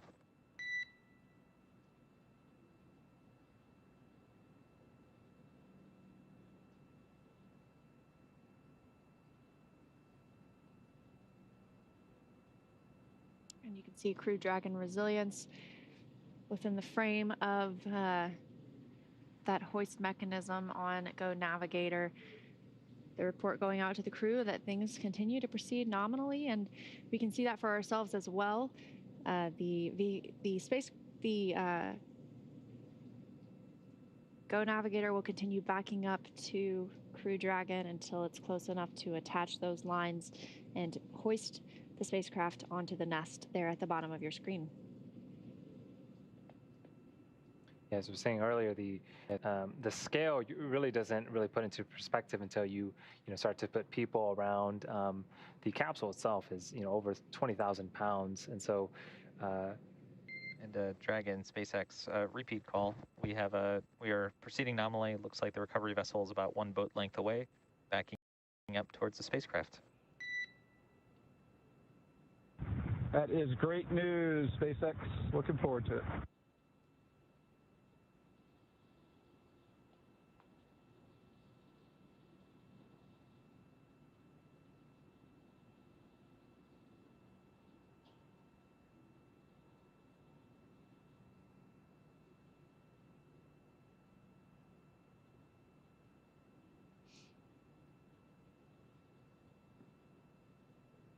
Continuing to proceed nominally, Go Navigator is backing up towards the Resilience capsule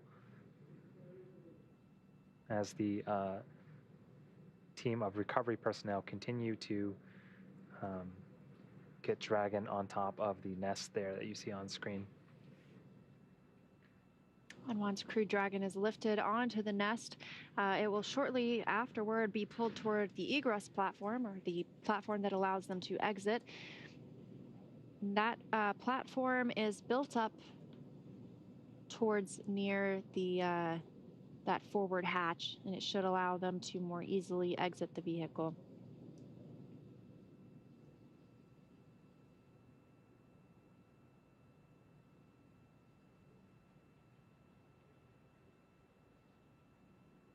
Now been 20 minutes since tonight's splashdown. 6:56 GMT, 11:56 p.m. Pacific time. Mike Hopkins, Victor Glover, Shannon Walker, and Soichi Noguchi, all inside Crew Dragon, and recovery operations proceed nominally. So we are now waiting excitedly for the recovery of our Dragon spacecraft with NASA astronauts Mike Hopkins, Victor Glover, Shannon Walker, and JAXA astronaut Soichi Noguchi inside. Dragon has already autonomously completed several steps to safe itself following splashdown. For those of you just joining us, the mission has gone smoothly so far. Dragon successfully splashed down in the Gulf of Mexico off the coast of Panama City, Florida at approximately 11:56 a.m. or p.m. Pacific time. Approximately.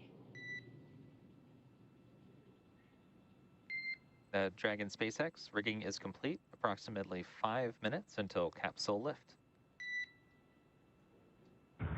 Resilience copies, 5 minutes to lift.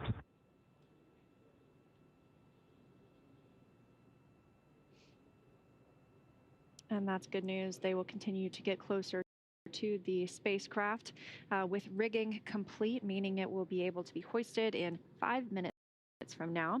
But approximately 6.5 hours ago, Dragon autonomously undocked from the International Space Station, completed a series of departure burns, jettisoned its trunk section, and performed its final burn, the deorbit burn, to place itself on a trajectory toward the Gulf of Mexico. Dragon successfully re-entered the Earth's atmosphere, followed by deployment of its parachutes to slow the spacecraft down to a gentle splashdown at just about 16 miles per hour.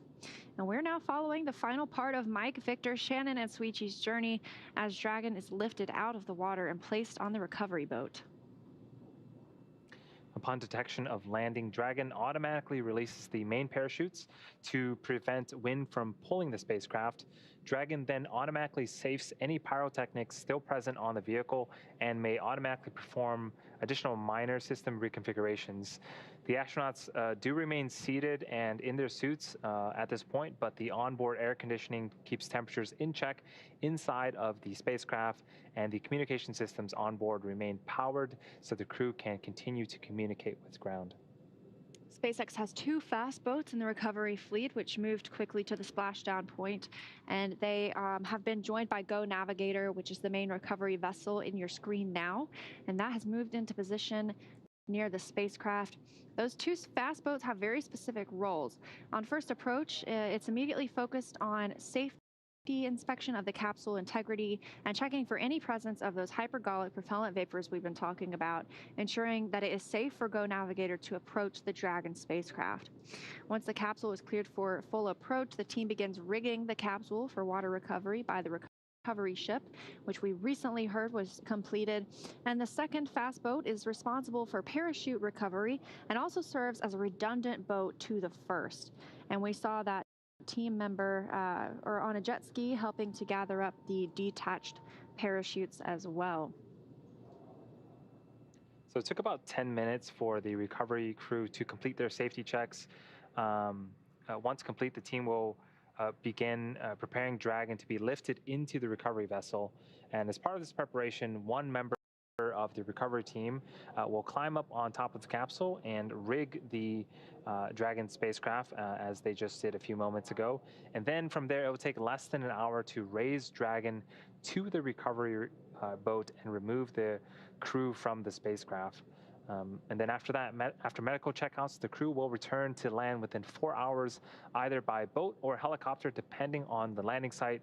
So if no medical assistance is needed, the crew will depart for Houston. And if you look very closely, you can see down to the bottom right of the capsule, there is one attachment on Crew Dragon. There will be multiple to keep and there's another on the left. There will be multiple to keep the spacecraft from swinging once it is hoisted out of the water. And it'll very quickly be placed on that Dragon nest waiting just below and at the bottom center of your screen.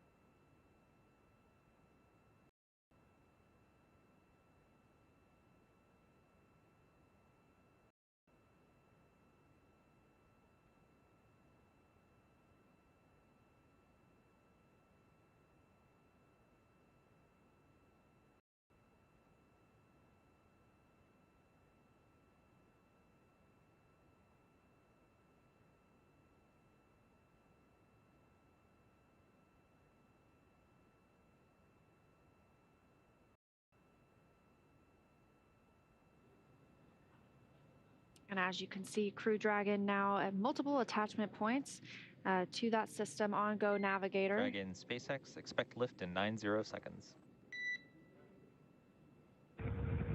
Copy, 90 seconds. Thanks, Phil. So about a minute and a half until we see Crew Dragon removed from the water. And there's still a team member up on the front of it. That's likely the same team member who helped rig the system and prepare it for attachment to the vessel.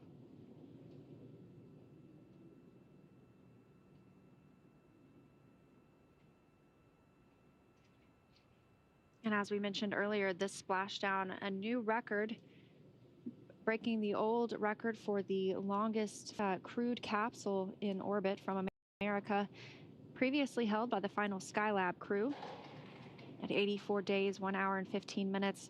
And this crew returning with 168 days in space and doubling that previous record.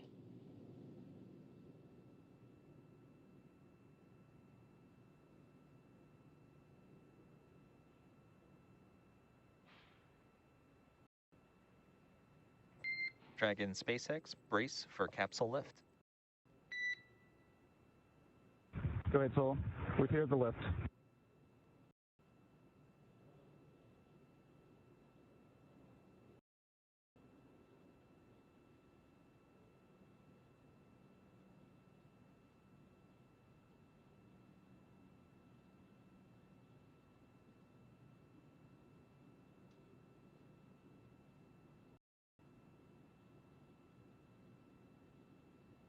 Crew Dragon Resilience now out of the water and being prepared to be placed on that Dragon nest in the center of your screen at the bottom.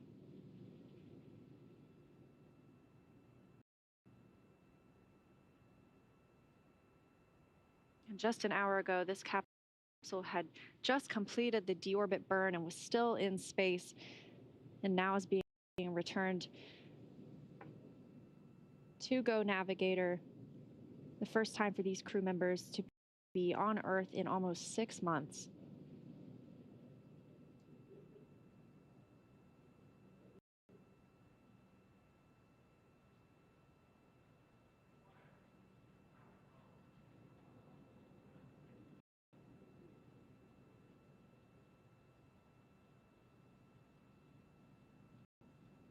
Pretty much on the center of the screen, you can see the side hatch of the Dragon capsule. Later on today, that's where the astronauts will be egressing from. When they were attached to the International Space Station, they exited from the top hatch where the nose cone opens up.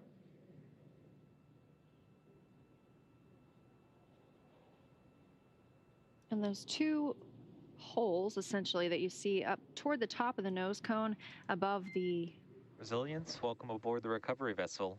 Recovery personnel are completing final checks. Stand by for translation of the egress platform in a couple minutes. Resilience copies. Those two holes aboard the Crew Dragon above the hatch and close to the nose cone, those are where the drogue parachutes were stored in that upper bulkhead. And there's near a deployable panel, so they're deployed by 2 drogue mortars, which are pyrotechnics fired to deploy the chutes.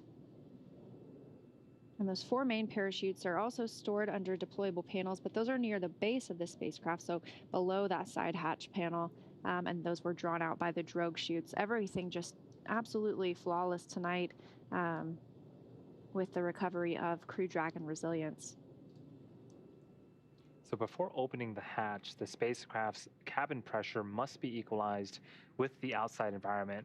So once the hatch is open, that will be Mike, Victor, Shannon, and Soichi's first breath of fresh air since boarding Falcon 9 at the start of their mission back in November of last year. And the next visual we are looking for is for Dragon to be pulled toward the egress platform on the Dragon nest. So they will move toward the platform that is up toward the side hatch. That'll allow for easier extraction, removal of the crew members.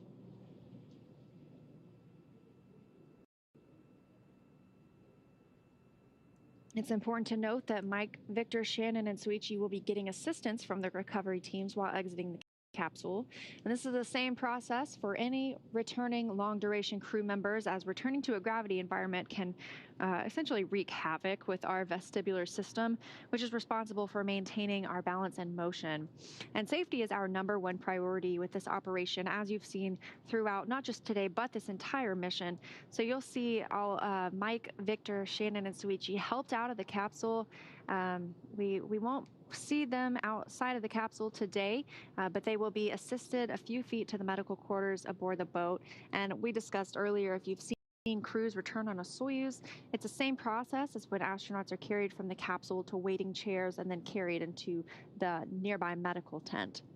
This is also the period where any time-critical cargo can be removed from the spacecraft, with the remainder waiting until the ship is back in port.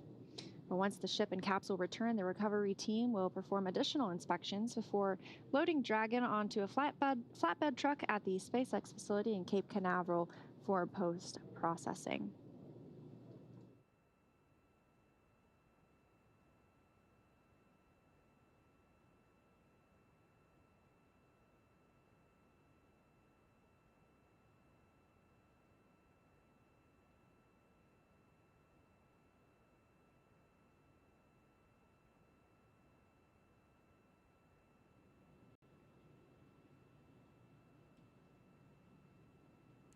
So the crew just secured Dragon onto the recovery vessel, and now it's moving towards the platform where eventually the hatch will open up. got more personnel assisting with the recovery operations.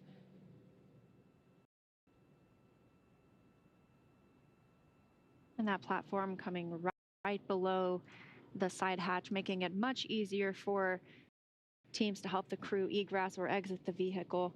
And this is the first time that this side hatch will be opened since launch day, November 15th. The hatch that's used on the International Space Station is that forward hatch underneath the nose cone, which is currently closed at the top of the vehicle. So as soon as this was sealed by SpaceX teams back in November, it has not been reopened since. And we see teams still preparing the capsule for that hatch opening.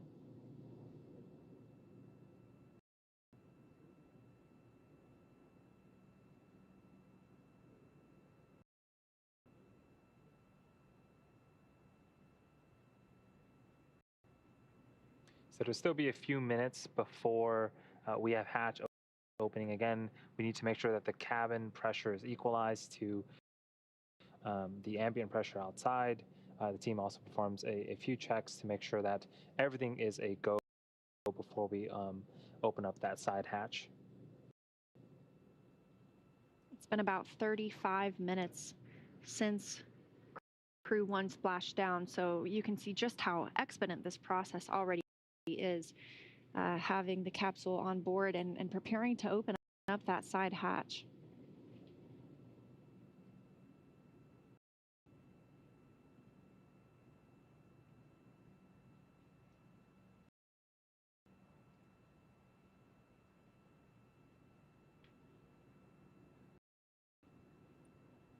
And all of the parachutes, both the drogues and the main chutes, have been located, and those will be recovered.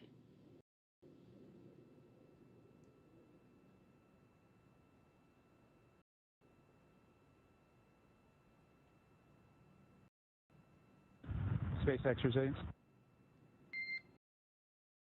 Go for SpaceX. Hey, Solo, you guys are welcome to come on board with the cameras if you'd like. SpaceX copies and work. And Solo, you got one more call before we wrap things up, is that correct? Affirmative. We have a few technicians just doing some work on the exterior of the hatch. We should be ready to open up shortly, we hope. Copy.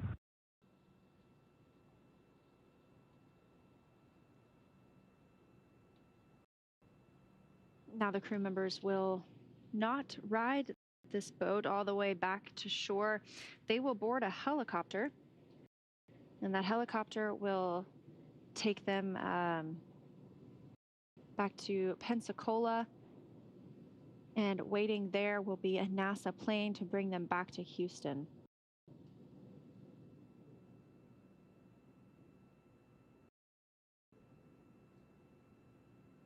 Yeah, it's quite surreal that about 7 hours ago, this capsule was traveling at over... And Dragon, stand by for side hatch opening and egress. Okay, Solo, we are standing by. And while I'm thinking about it, Solo, for SpaceX and the NASA teams, on behalf of Crew1 and our families, we just want to say thank you. We want to say thank you for this amazing vehicle resilience. We said it before the mission, and I'm going to say it again here afterwards. It's amazing what can be accomplished when people come together. So finally, I'd just like to say, quite frankly, you all are changing the world. Congratulations. It's great to be back.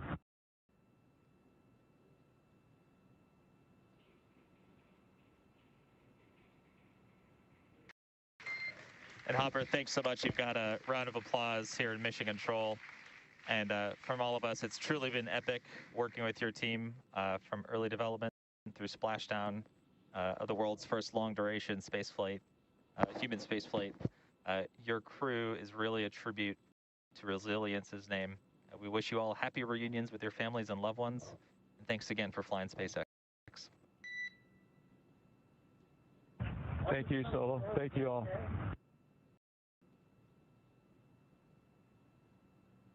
So we had some kind words exchanged from the Corps and Mike Hopkins, the commander. The hatch is now open. We also heard some applause at the mission control here in SpaceX. Just a tremendous amount of dedication that has gone into this particular mission over the last couple of years. And so we're really seeing the fruits of the labor now, really ending the mission. And, just 7 hours ago, this capsule was traveling at over 17,000 miles an hour in space, docked to the International Space Station. And now it's safely secured back on Earth, and we have the hatch open. And that hatch open for the first time, as we mentioned, since launch day, November 15th, 2020. These astronauts completing the first long-duration commercial crew mission, and now holding the record for the longest time in space by an American crewed capsule, returning with 168 days.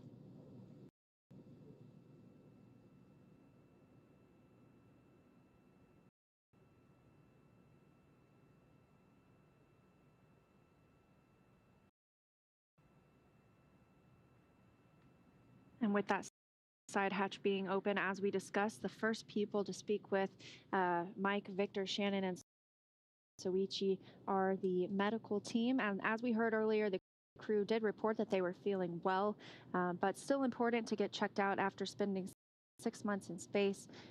They will eventually be removed from the capsule and put on stretchers to taken to some additional medical checks.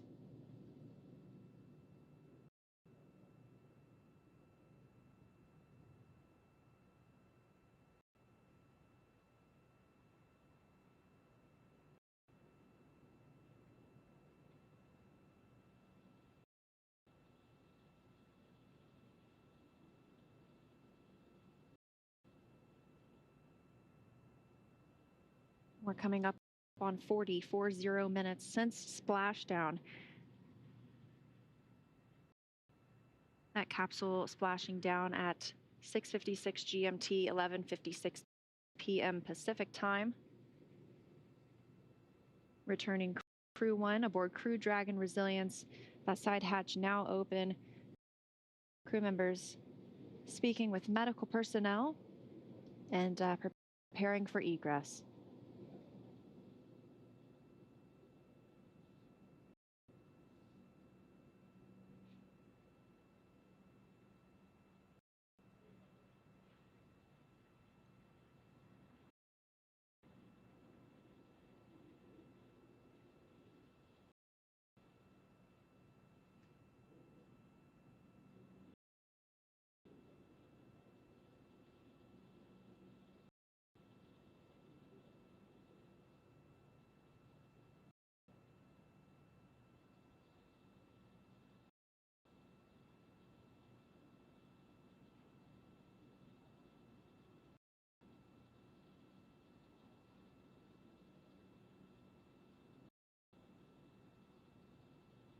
Everything was on the timeline for Crew Dragon today, undocking at 5:35 p.m. Pacific time, completing those 4 departure burns, as well as nose cone, or as claw separation and trunk jettison. We had some amazing views from the International Space Station along the way.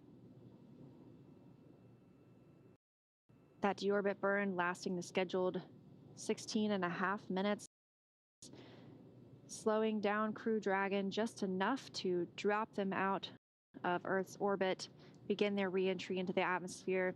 We saw both drogue parachutes deploy nominally, followed by 4 good main parachutes and a soft splashdown as scheduled in the Gulf of Mexico off the coast of Panama City, Florida at 11:56 p.m. Pacific time, 6:56 GMT.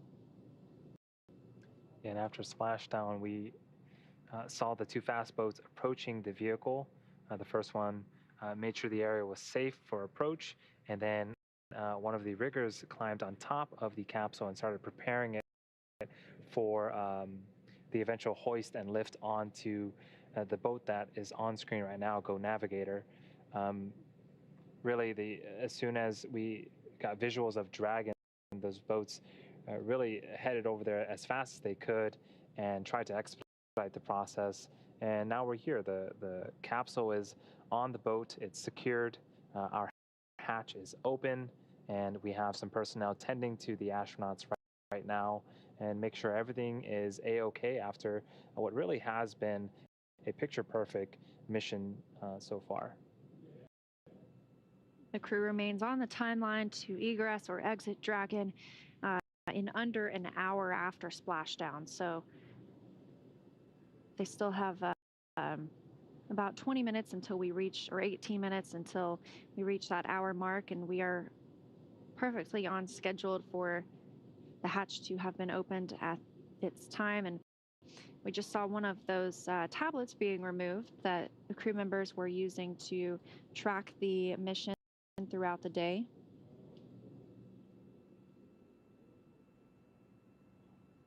Just as it takes a little while to get crew members strapped in properly from,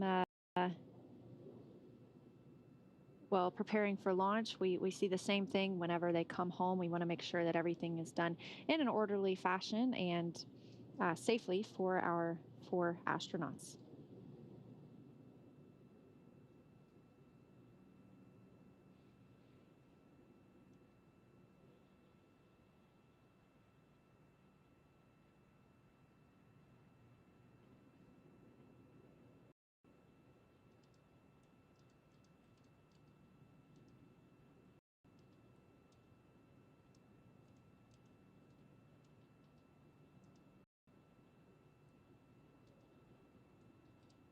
Seems like we're moving a few parts to make room for the astronauts to egress. And that looks like those footrests, essentially. I'm not sure the best thing to call them. I can't think of it right now.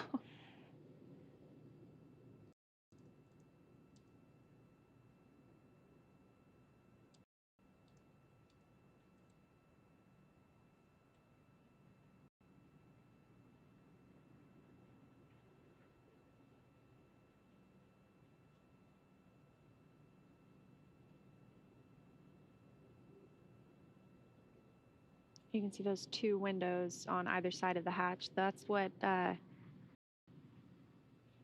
gave the astronauts a view. Earlier, they said they had a great view of the International Space Station. And even upon launch day, they gave us some views as they were heading to the space station. So those are their 2 windows that they've been able to look out during their journey aboard this spacecraft.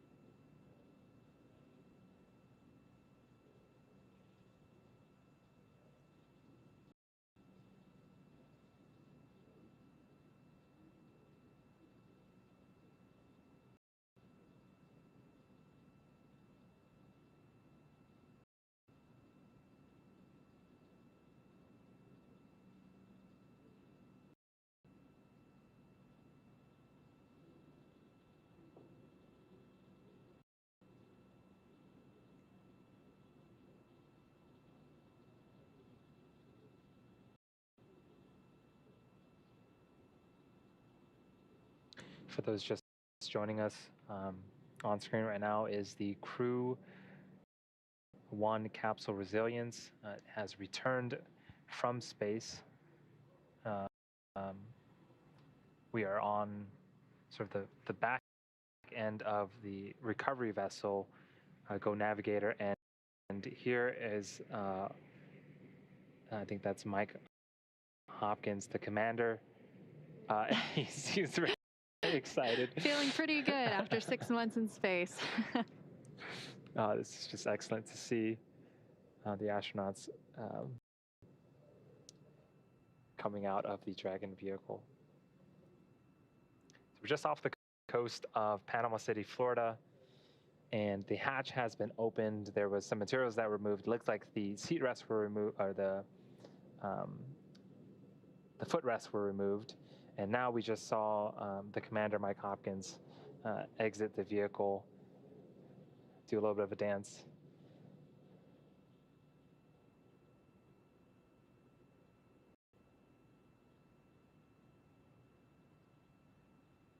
As we mentioned, these crew members will be making their way over to some medical checks.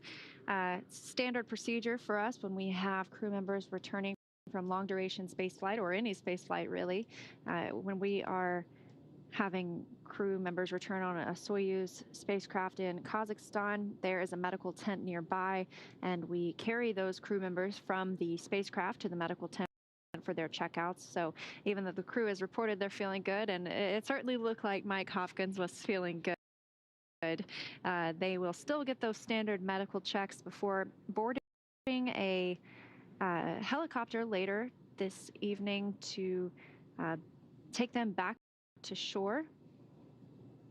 And once they are on land in Florida, they will board a NASA plane to bring them back to Ellington Field in Houston, Texas, where they can be reunited with friends and family for the first time in almost 6 months.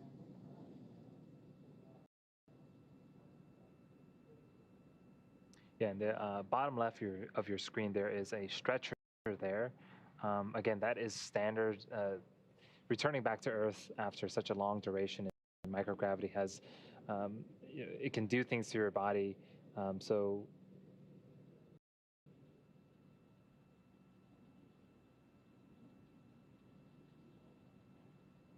those two SpaceX team members preparing to help out the next crew member.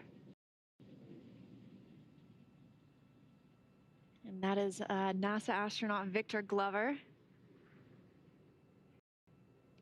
And this is a view of Mission Control in Hawthorne. Continuing to support the mission. Yeah, we just saw Mike Hopkins exit the vehicle. Again, things are going pretty nominally. The vehicle had a splashdown at approximately 11:56 p.m. Pacific time. And shortly after that, the recovery team began their operations. We sent fast boats out there to start to sniff out the hypergalls and make sure there wasn't any toxic vapors in the air. Began rigging the boat and eventually getting the Dragon capsule on top of the Go Navigator recovery vessel. And we saw Mike Hopkins out of the spacecraft first. He did a little dance for us to show us just how good he felt. And then followed by Victor Glover. Victor Glover returning from his first space flight. He was really the newbie on this trip, I guess you could say. He served as pilot of Crew1, Crew Dragon Resilience. So he was the next out of the capsule. And we are still awaiting 2 more crew members to be removed from the capsule. And they will be checked out by those medical teams on board the ship. But as we heard earlier, they reported that they were feeling well. Yeah, the 2 mission specialists that we haven't seen yet are Shannon Walker and Soichi Noguchi, who sat sort of on the ends of the seats inside the vehicle. Yeah, pretty stellar return home today, only taking about 6.5 hours from undocking to splashdown. And you know, throughout the mission today, we had really great feedback about some nominal departure burns. We did a prop wasting burn where we shed some unnecessary propellant from the vehicle to lighten the load of the Dragon spacecraft. And then we started to prepare for deorbit. So we had the claw retraction or separation. That is an umbilical that ties telemetry, data, and power from the capsule to the trunk. So we separated that. Then we also jettisoned the trunk, shedding a bit more weight. And then finally, we had our deorbit burn, which took about 16 minutes. And then we got some fantastic footage of Dragon returning back through the atmosphere. And then eventually, when it deployed its chutes, it was definitely a sight to see. And we saw all of those chutes deploy nominally, first 2 drogue chutes that slowed the spacecraft down to about 119 miles per hour. Those 4 main chutes following and slowing the spacecraft down to about 16 miles per hour for a much softer splashdown. And that splashdown coming right on time at 11:56 p.m. Pacific time, 6:56 GMT. So we have heard that Shannon Walker is now outside of the Crew Dragon Resilience capsule, leaving Soichi Noguchi to be the last crew member extracted today. And as we mentioned, they will all get medical checkouts ahead of heading back to land.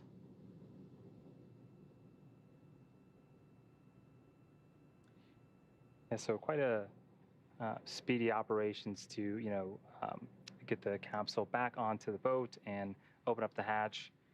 So again, Mike, Victor, and Shannon have exited the vehicle, and we are waiting on Soichi, confirmation that Soichi is also going to exit. And again, they are, going to be checked out to make sure everything's okay, and then eventually make their way back towards Houston, where hopefully they can reunite with their family soon.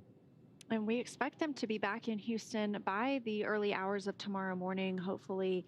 Let's see here. They should return to Houston. I can't find the exact timeline just at this moment, but they will board a NASA jet once they return to land in Florida, that helicopter taking them from Go Navigator to Florida, and then the NASA plane taking them back to Ellington Field. So it's quite a speedy recovery process. When we land crew members in Kazakhstan, we are able to get them out of the vehicle very quickly as well, because it is on land, so it's easier to approach and to maneuver around. They get medical checks as well, and then they board a NASA plane or the NASA astronauts, I should say, board a NASA plane and return to Houston. But that flight time is just so much longer, simply because it's on the other side of the world. So quite different for these astronauts to be reunited with their families just very shortly after landing. Yeah, and one thing that certainly helped the speedy recovery options today was the weather.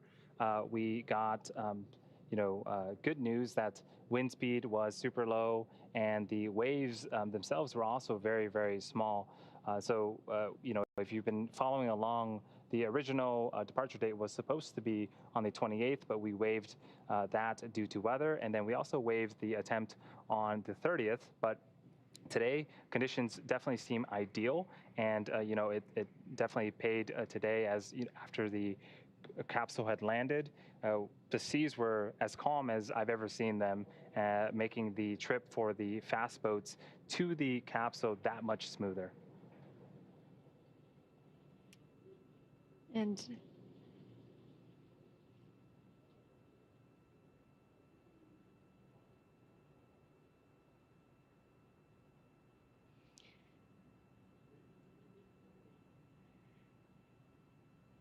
And good news, Soichi Noguchi has egressed the vehicle as well. So now that Mike, Victor, Shannon, and Soichi are safely back home on Earth and getting checked out by the NASA medical team, we are going to wrap up our live coverage of their historic return.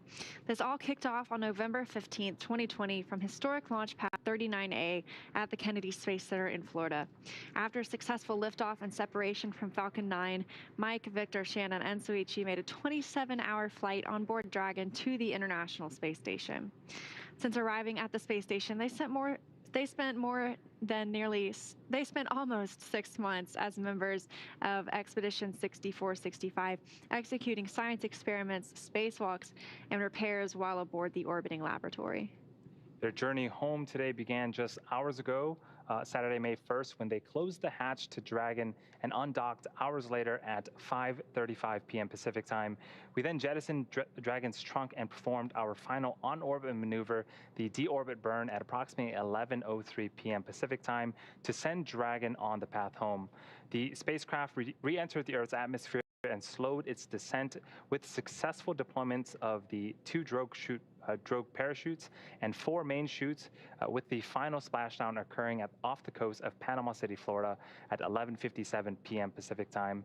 Following that successful splashdown, we saw SpaceX recovery experts move in and prepare Dragon resilience for its lift onto the recovery vessel. And just a little less than an hour following splashdown, we saw Mike, Victor, Shannon, and Soichi, safely exit the Dragon capsule.